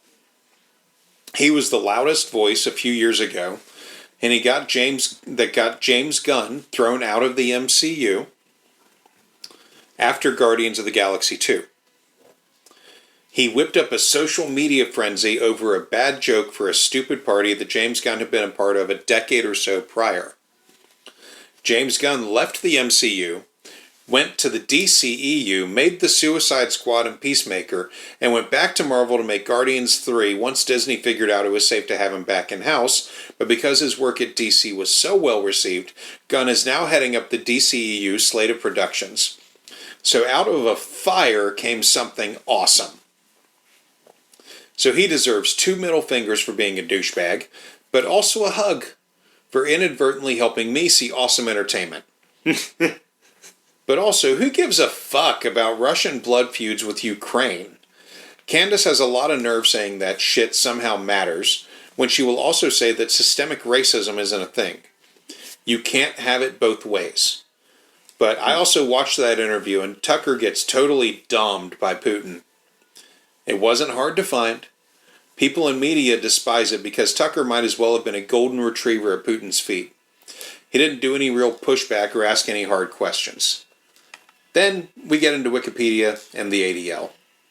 Right. Let's talk about Wikipedia. That's just one example. Wikipedia virtually exists not to actually tell you anything historically, but to obscure things historically. By the slight removal of certain facts, they are able to realize that most people don't have a memory of things that have happened, let's call it even 50 years ago. And all they have to do is keep updating entries and wipe away a few things. They can give you an entirely new narrative. And it has been long understood that the ADL has been effectively running, that's why I bring up the ADL again, handing Kyrie these demands. They've been running Wikipedia so much that now Wikipedia finds it offensive. So this is a recent article in Haaretz, that's an Israel-based newspaper, where they are saying the ADL faces a Wikipedia ban over reliability concerns on Israel and anti-Semitism. The ADL no longer appears to adhere to a serious, mainstream, and intellectually cogent definition of anti-Semitism.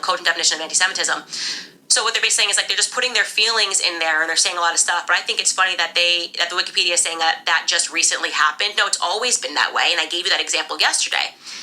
If we knew the history of the ADL, if we could learn that on Wikipedia, no one would support the ADL, because the ADL, factually speaking, okay, was founded to protect a pedophile named Leo Frank. This is very relevant. And by the way, I had a wonderful discussion yesterday with this a Jewish PhD, a professor named, and a writer named David Bashvikin on Twitter, because he heard about my episode talking about Sabbatianism, and I guess he assumes that I was going to say, like, this is what Jews worship, and I was actually saying the exact opposite. So I messaged him privately on Twitter, and we had this wonderful back forth speaking about how Jewish people and Christians actually need to unite and to do the research and to root out these satanic people that have infiltrated both of our faiths, including the Muslim, the Islamic faith as well. There has been an infiltration.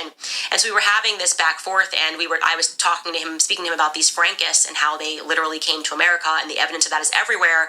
And particularly, yes, this is how the ADL was born. They were born of B'nai B'rith. B'nai B'rith was this Freemason chapter that was based in Atlanta, and Leo Frank was the president of that chapter. He was incredibly wealthy. He ran a local pencil factory. During Passover of 1913, he viciously raped and murdered a young Catholic girl named Mary Fagan. Okay?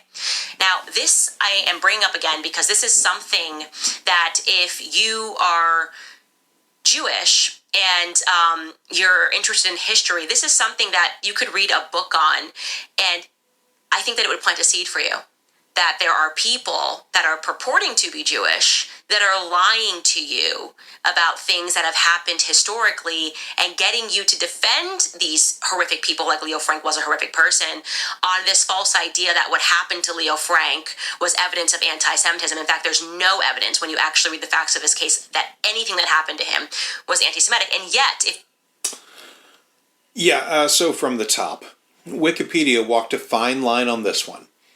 They have said that the ADL is unreliable in reporting in the Gaza genocide, but that they can be trusted in other matters. That's it. Shame on Candace for putting on Front Street her communication with the man that was over her DMs, but also, while Leo Frank was the local chapter president of the Atlanta B'nai B'rith, they maintained his innocence during and after his trial, re-electing him as chapter president while he was in prison. The only information I could find on his supposed guilt was on Nazi websites. The case is widely regarded as a miscarriage of justice that wouldn't have flown today. Also, Leo Frank was not wealthy by the standards of the day. He didn't own the pencil factory he supervised, and his salary was modest at best. His wife came from money, but she worked normal jobs because they lived a normal life. Candace will go on to say that he was descended from Jacob Frank. No, he was not. But here's some more bullshit. If you look up this entry on the Leo Frank case on Wikipedia, again, the ADL's controlled it forever, they are still trying to shift the blame of this horrific murder, which I believe was a ritualistic murder that took place because I believe that he was a Frankist. He descended from Jacob Frank. They are still trying to sell to the public that it's plausible that the black janitor did it. That is explicitly racist, okay? You have to be a moron, and I'm saying this with love in my heart, to believe that in 1913 Atlanta, okay, in the segregated South, that the judicial system decided to collude, right, to protect a black janitor, a poor black janitor who raped and killed a white girl. Like, that is just, it never happened, yet the ADL is still trying to sell it. Because when you get into this case, you recognize that they are an evil organization, and it's terrifying to think that this evil organization, who in my view does not support Jewish people, at all. That is not their purpose. In fact, like I said, I believe that they are a Frankist organization, as best evidenced by the fact that the ADL, right, decided to remove the Azov battalion, the ones that are carving swastikas into their bodies, the neo-Nazi Azov battalion in Ukraine. Well, they conveniently removed them from the hate list when suddenly they wanted to get behind the war in Ukraine, okay? A person that would remove literal, actual, verifiable neo-Nazis that have carved swastikas into their forehead from the hate list in order to further Zelensky's purposes are probably not looking out for the best interests of the Jewish people. So, Ukraine expelled far-right elements and neo-Nazis within the Azov battalion in 2014. Okay. Some of those guys went into politics or other work, but due to that expulsion and Ukraine making certain it didn't come back, Azov was downgraded from its bad status by the ADL. And here's more Leo Frank. Right? So that's just a little nugget for you guys. Look into that case and recognize that not only was Leo Frank incredibly wealthy, they were essentially running this town. Again, he was the superintendent of the factory. His wife was an unbelievably wealthy woman. There's a picture of him right there. He looks evil to me, okay? Named Lucille Selig. If you think with all of that money and all of that power, and he tried to blame it on multiple people, not just this poor black janitor, but there was so much evidence. The evidence was so overwhelming that when that little girl came to pick up her paycheck, that he got her into the office, he lured her into there, raped her, and then killed her, and then tried to get the janitor to write a letter so that he could offset his crime onto a poor black man. Again, so overwhelming that you will just be like, what is going on? And there's little tidbits, of course, that are not included in the Wikipedia entry, like the fact that they hated Christians. They did. Okay, that's a fact. You can actually look at this book that was written as the comprehensive account of the Leo Frank case by a man named Leonard Dinerstein. And he shows this passage that Leo Frank's mother stood up and had an outburst in the middle of the hearing, referring to them as Christian dogs. Mrs. Frank, no, nor you either, you Christian dog. Conveniently missing, again, from the Wikipedia entry, because the ADL, of course, is obscuring its own history. They also... So, no. Dinerstein's original work and his revised work state that Leo Frank was innocent, and they highlight the absurd changing testimony of the janitor in the case. Dinerstein's book, The Case of Leo Frank, has been highly regarded since its publication. And if nothing else, it is instrumental in showing why the ADL should exist, even in modern times. But I would also argue that they should exist to protect people like us from people like Candace and her preferred audience of neo-Nazi bastards. Mm-hmm. Next. Were involved in a lot of criminality. Involvement, the FBI was looking into them, and yet today, remarkably, the ADL trains FBI agents. How could that be? How could it be that an organization that was being looked into for factually wiretapping people, that was being looked into, now suddenly they wipe their own history and they're training FBI agents? Not only that, but they share a building in Connecticut with the FBI. Does that make you comfortable, knowing what I've just told you about the ADL? Okay, again, we have one small truth mixed with big fucking lies. The ADL does extensively help train new FBI agents on hate groups and the like. They were also involved in being investigated in 1993, as rogue elements within the ADL were caught stealing files from the FBI and other law enforcement agencies. The ADL was sued by several individuals and settled most claims out of court. The ADL and FBI do not share a building in Connecticut. Yeah. Well, so it would make sense that the ADL is,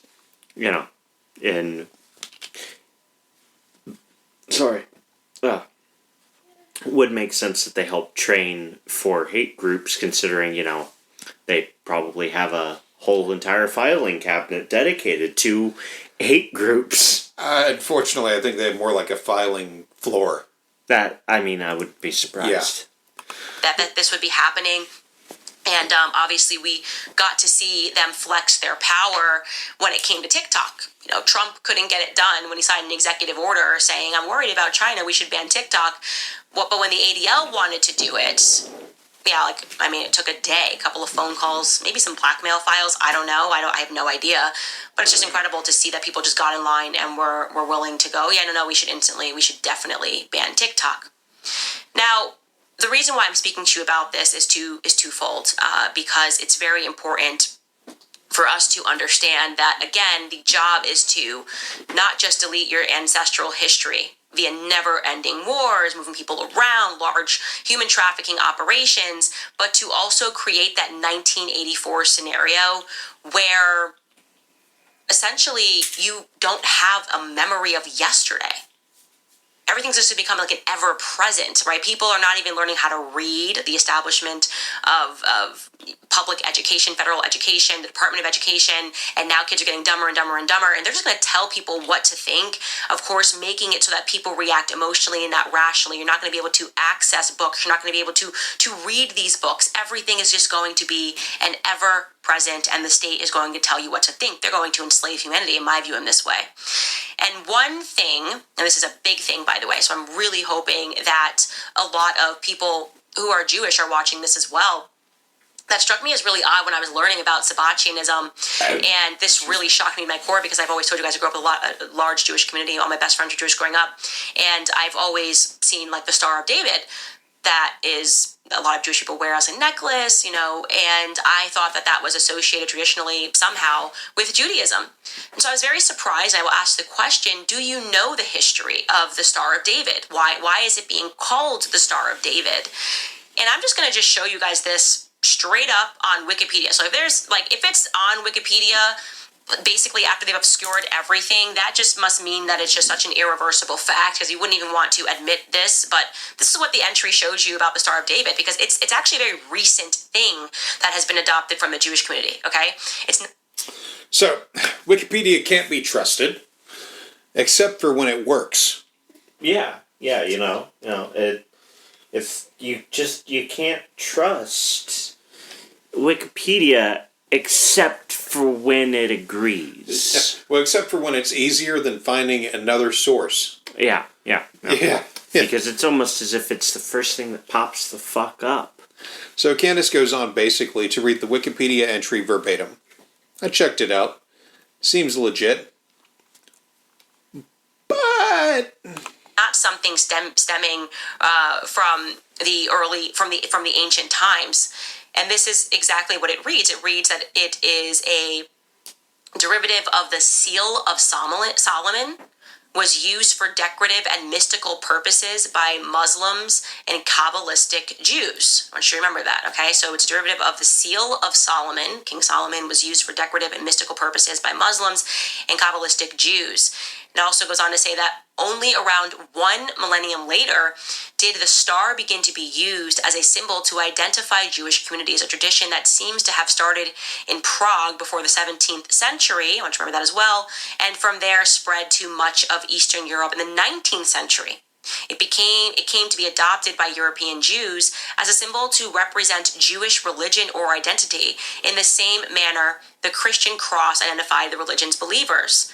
The symbol became representative of the worldwide Zionist community after it was chosen as the central symbol on a flag at the first Zionist Congress in 1897. So this is a recent symbol. Yeah, no, it's not. As she said, and she kind of blew past, the Star of David goes back several centuries to 14th century Prague. Mm-hmm. Holy Roman Emperor Charles IV granted the Jewish community the right to bear a flag, and they chose the six-pointed star. This spread to other Jewish communities, and it became the symbol of choice for Jewish areas by the 19th century, which was 500 years later. It's not recent. And the first Zionist Congress was held in 1897. The term Zionist, used prior to the founding of Israel, was not in itself a bad thing. Zionism referred to the desire to have a homeland. It was not a political movement yet. Mm-hmm. And here we go. But I'm going to show you that there is a mention of that star. It is called something else in the Bible. It is referred to, I'm going to just dig this up for you, something that is known as the Star of Remphan in the Bible, okay? And I'm going to show you that star right now. Here's a picture of it. Oh, you can see if you're Jewish, you're going, oh, that's the Star of David. You can see on that left side there, by the way, that you see a goat and you see it looks like a pharaoh up top there. So you're going, okay, I don't associate this with Judaism whatsoever. And in the Bible, here's where it's mentioned. It says, "Ye took up the tabernacle of Moloch, and the star of your god Remphan, figures which ye made to worship them, and I will carry you away beyond Babylon." It's also referenced later. It says, "Ye have borne the tabernacle of your Moloch, and your Chian, your images, the star of your god, which ye made to yourself." So what is this referring to? It's referring to the ancient Canaanites, okay? No. How did I find something dumber than this? Looking this up. God damn it. Oh, wait till you hear this. So the Star of Remphan and the Star of David have fuck all to do with each other. Yeah, I mean, they're two different stars. Now, the Star of Remphan does, like, if you just look at the symbol itself, it does look a lot like the Star of David. It actually looks kind of cooler. It looks like a path. Mm-hmm. Like, you have the six-pointed star, but it looks like a path. Yeah. Of like, the thing. Yeah. Like, I've seen them. They look very cool. But anyway, Candace's reading of the Bible verse to somehow prove the point is an example of classic anti-Jewish and anti-Semitic rhetoric. This is an old argument used by modern Nazis. Candace getting into it as some sort of factual truth only further proves what I've been saying for several episodes now, that she is in fact a Christo-fascist. Yeah. Candace goes for several minutes to equate Jewish King Solomon with sorcery, and the Star of Remphan and the Star of David with the Canaanites and their religious ways. It's all meandering bullshit that frankly enrages me because I know it's all coming from fascist sources, and she's just sending it out like it's all linked fact. It is not. For the next 30 minutes, Candace goes on to attempt to link Zivi, a man that claimed himself the Messiah in the 1600s who gained a significant following, to Aleister Crowley. Zivi, it should be noted, converted to Islam. Candace claims that he did that to sow division among the Muslims, and that his followers, which included Jacob Frank, continued to infiltrate established religions to divide them, and that Crowley continued this work with his religious group that, if I'm being honest, I've always read Crowley's work as just an excuse for people to have orgies. Yeah, pretty much. You know? I mean, I'm not one for an orgy, but, like, if a bunch of people want to get sweaty and sticky together, go ahead. I mean, if y'all want to get together and have sticky friction, I'm not gonna shit on it, but at the same time, like, that's not my life. I don't care. That and from what I've been told, about fucking orgies, they're usually, I mean, they seem like a weird get-together because everybody knows that at some point everyone in the room's going to be naked and on each other. Yeah, like, someone's got to start the orgy. Yeah. Like someone's got to be that first one. Like, that seems like I would want to be around just to see who does it first. Yeah. Just to see who goes for it. And then, like just kind of like Homer Simpson away into the bushes. Yeah. Like, I don't... Well, because the way I've also been told is, like, they start up as, like, just a bunch of neighbors all getting together, and, you all bring, like, food over, and you all have, like, dinner together, and you all chat and shit. You might be thinking of swingers parties, which are different. Okay, see, I've been told about swingers parties. Is kind of an open thing. Yeah. But when it comes to orgies, that I've been told about at least, is they're very similar to the swingers parties, and, like, everybody gets together and they all chat. Yeah. But at some point, it's going to happen. It's going to happen. Somebody's going to go, all right. Somebody's going to break the ice. I've had enough punch. Are we going to do this or what? Yeah. Like, and we live in Minnesota, so I've had enough punch and enough hot dish. Yeah. Let's... I've had enough of Carol's hot dish. Can we get that Carol's hot dish? Right. I want Carol's other hot dish. Ugh. Yeah, so I've always just read it as an excuse for them to have orgies and little else.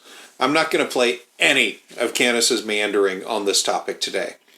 I don't doubt that she will continue to talk about it in the future. She gets into her viewer comments and there's nothing new there. So before we close this out, I have one more thing to play for all of you, and I find it vindicating and disturbing. In episode 36 of her show, Candace said something that validates what I've been saying while she is talking about military coup actions that America has taken in other countries over time. I wasn't ready to hear it when she said it, but it is our last clip. Here we go.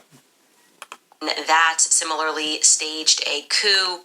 Then there was Angola, right? That too was a Roman Catholic colony of Portugal. History tells us, though, that it was an authoritarian regime that was incorporating social Catholicism. I'd like to try that here. I know, it's crazy. I might be a theocratic fascist, but I'd like to try. Did you hear that? Theocratic fascist? Yeah. Did I? Yeah. Did she just call herself a theocratic fascist? I'll play it again. That similarly staged a coup. Then there was Angola, right? That too was a Roman Catholic colony of Portugal. History tells us, though, that it was an authoritarian regime that was incorporating social Catholicism. I'd like to try that here. I know, it's crazy. I might be a theocratic fascist, but I'd like to try. Yep, I wasn't expecting that bit at the end. It's one thing to have the theory or to even make the accusation, I guess. It's another when the words come out of her mouth. Yikes, and gross, and vindicating. Yeah. I can tell you that next week's episode might just be one breakdown of one of her interviews she posted this past week. Candace was supposed to be on vacation this week. When I heard her say that last week, I was like, hey, and maybe we'll go through more Blackout, you know? Yeah. Maybe I'll find something else. Mm-hmm. No. Instead, let me tell you what she's fucking done this week. She posted up interviews that she made in the previous months. Mm-hmm. She posted up one interview of her interviewing a woman who's been known as the N-word girl. She was a white lady that posted up like a TikTok or something where she said the N-word prominently. Okay. I don't want to get into it beyond that.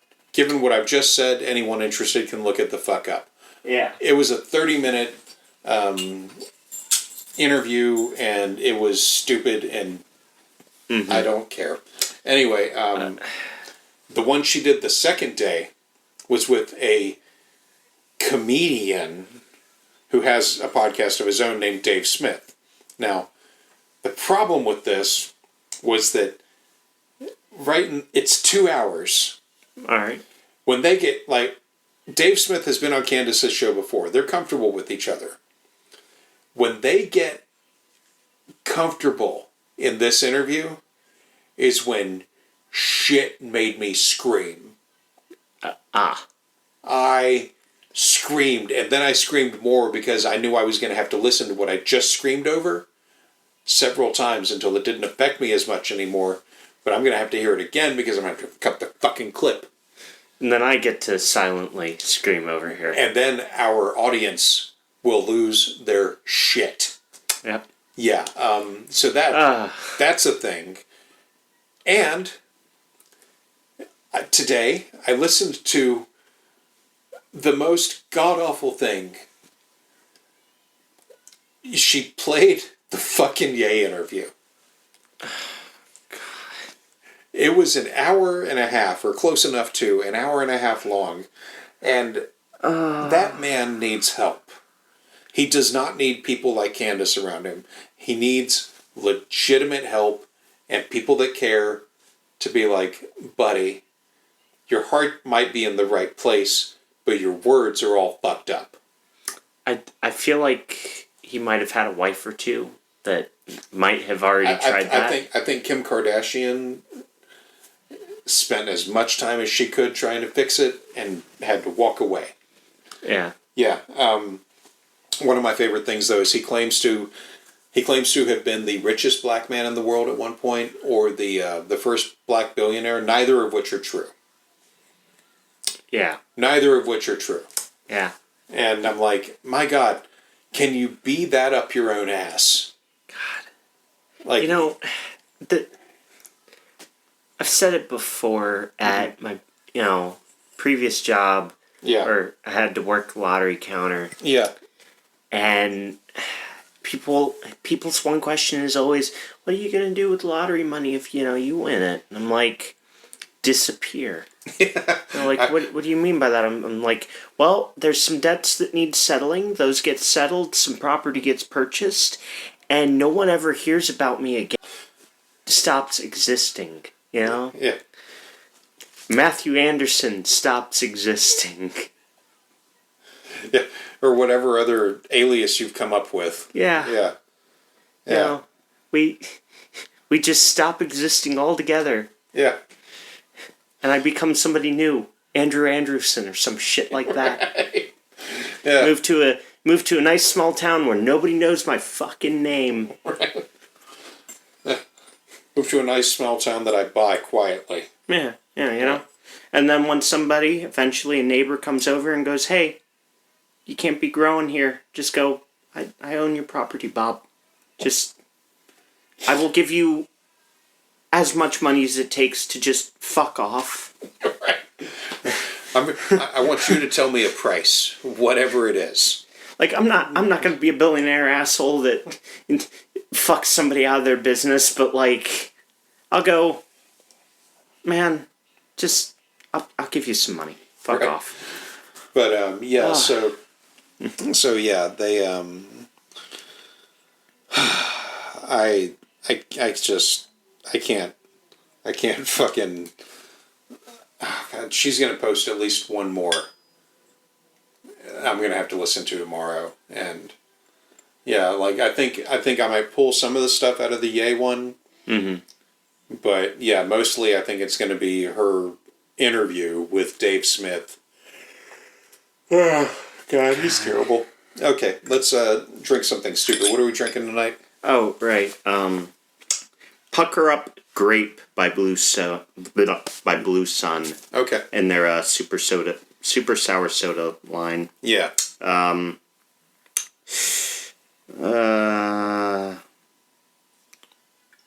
am I looking for here? And there it is. There's Red 40 in this? I don't know. Huh. Yeah. Fuck. I think he just twists off. No. No? No. Doesn't. The last one did. Let me see. I probably just have weak hands. I mean, it is on there really good. Yeah. Yeah. Well, they've been sitting just in kind of a thing. temperate corner of the room, Yeah. so. Okay. There we go. First one.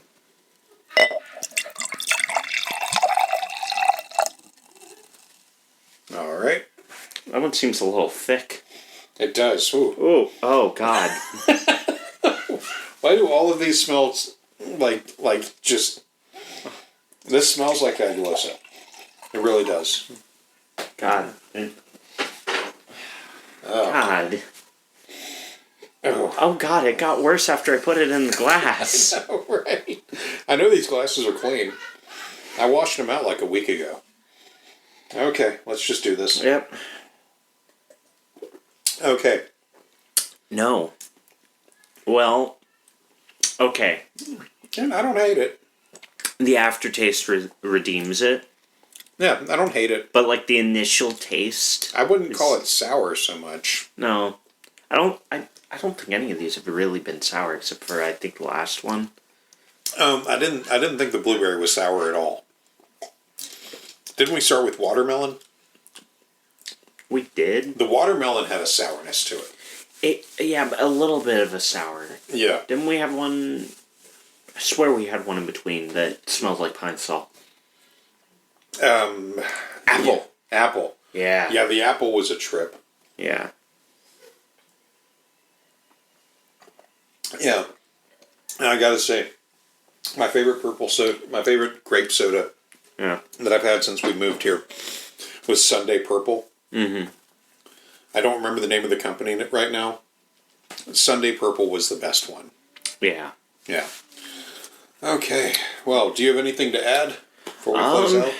Oh, started working at a dispensary, and I gotta say, the environment, you remember when you used to work for that one coffee place down in Florida? Yeah. Yeah. You remember how you realized after you left there that you'd get the coffee DTs? Yeah. Yeah, well, going in there, I get a contact high. Like, I'm of the right age to serve it, kind of like I'm of the right age to serve alcohol. Yeah. I'm of the right age to serve THC products, but not partake. Yeah. But that place is just so full of the richness of THC. Yeah. I don't have to be on any of it to be high. Yeah, no. And I gotta tell you, it's done wonders for my back. Well, it makes the day go a lot smoother. Oh, yeah. Oy. Makes you a lot less angry when you have an asshole talking to you, because you're like, man, I wish I could be pissed right now, but I am so numb. Well, that'll be it for us then this week. Yep. So you can find us on patreon.com/gishgallopgirl. You can spread the word. If someone has a godforsaken Apple device, or they are somehow a member of a podcast community that we don't quite serve yet, the RSS feed for the show is on the front page of our website, gishgallopgirl.com. I think that's all I have for now. Yeah. Yeah. All right. Well, that's been fun. Candace sucks. And next week, oh boy. Okay. Yep. All right, everybody. Bye. Bye.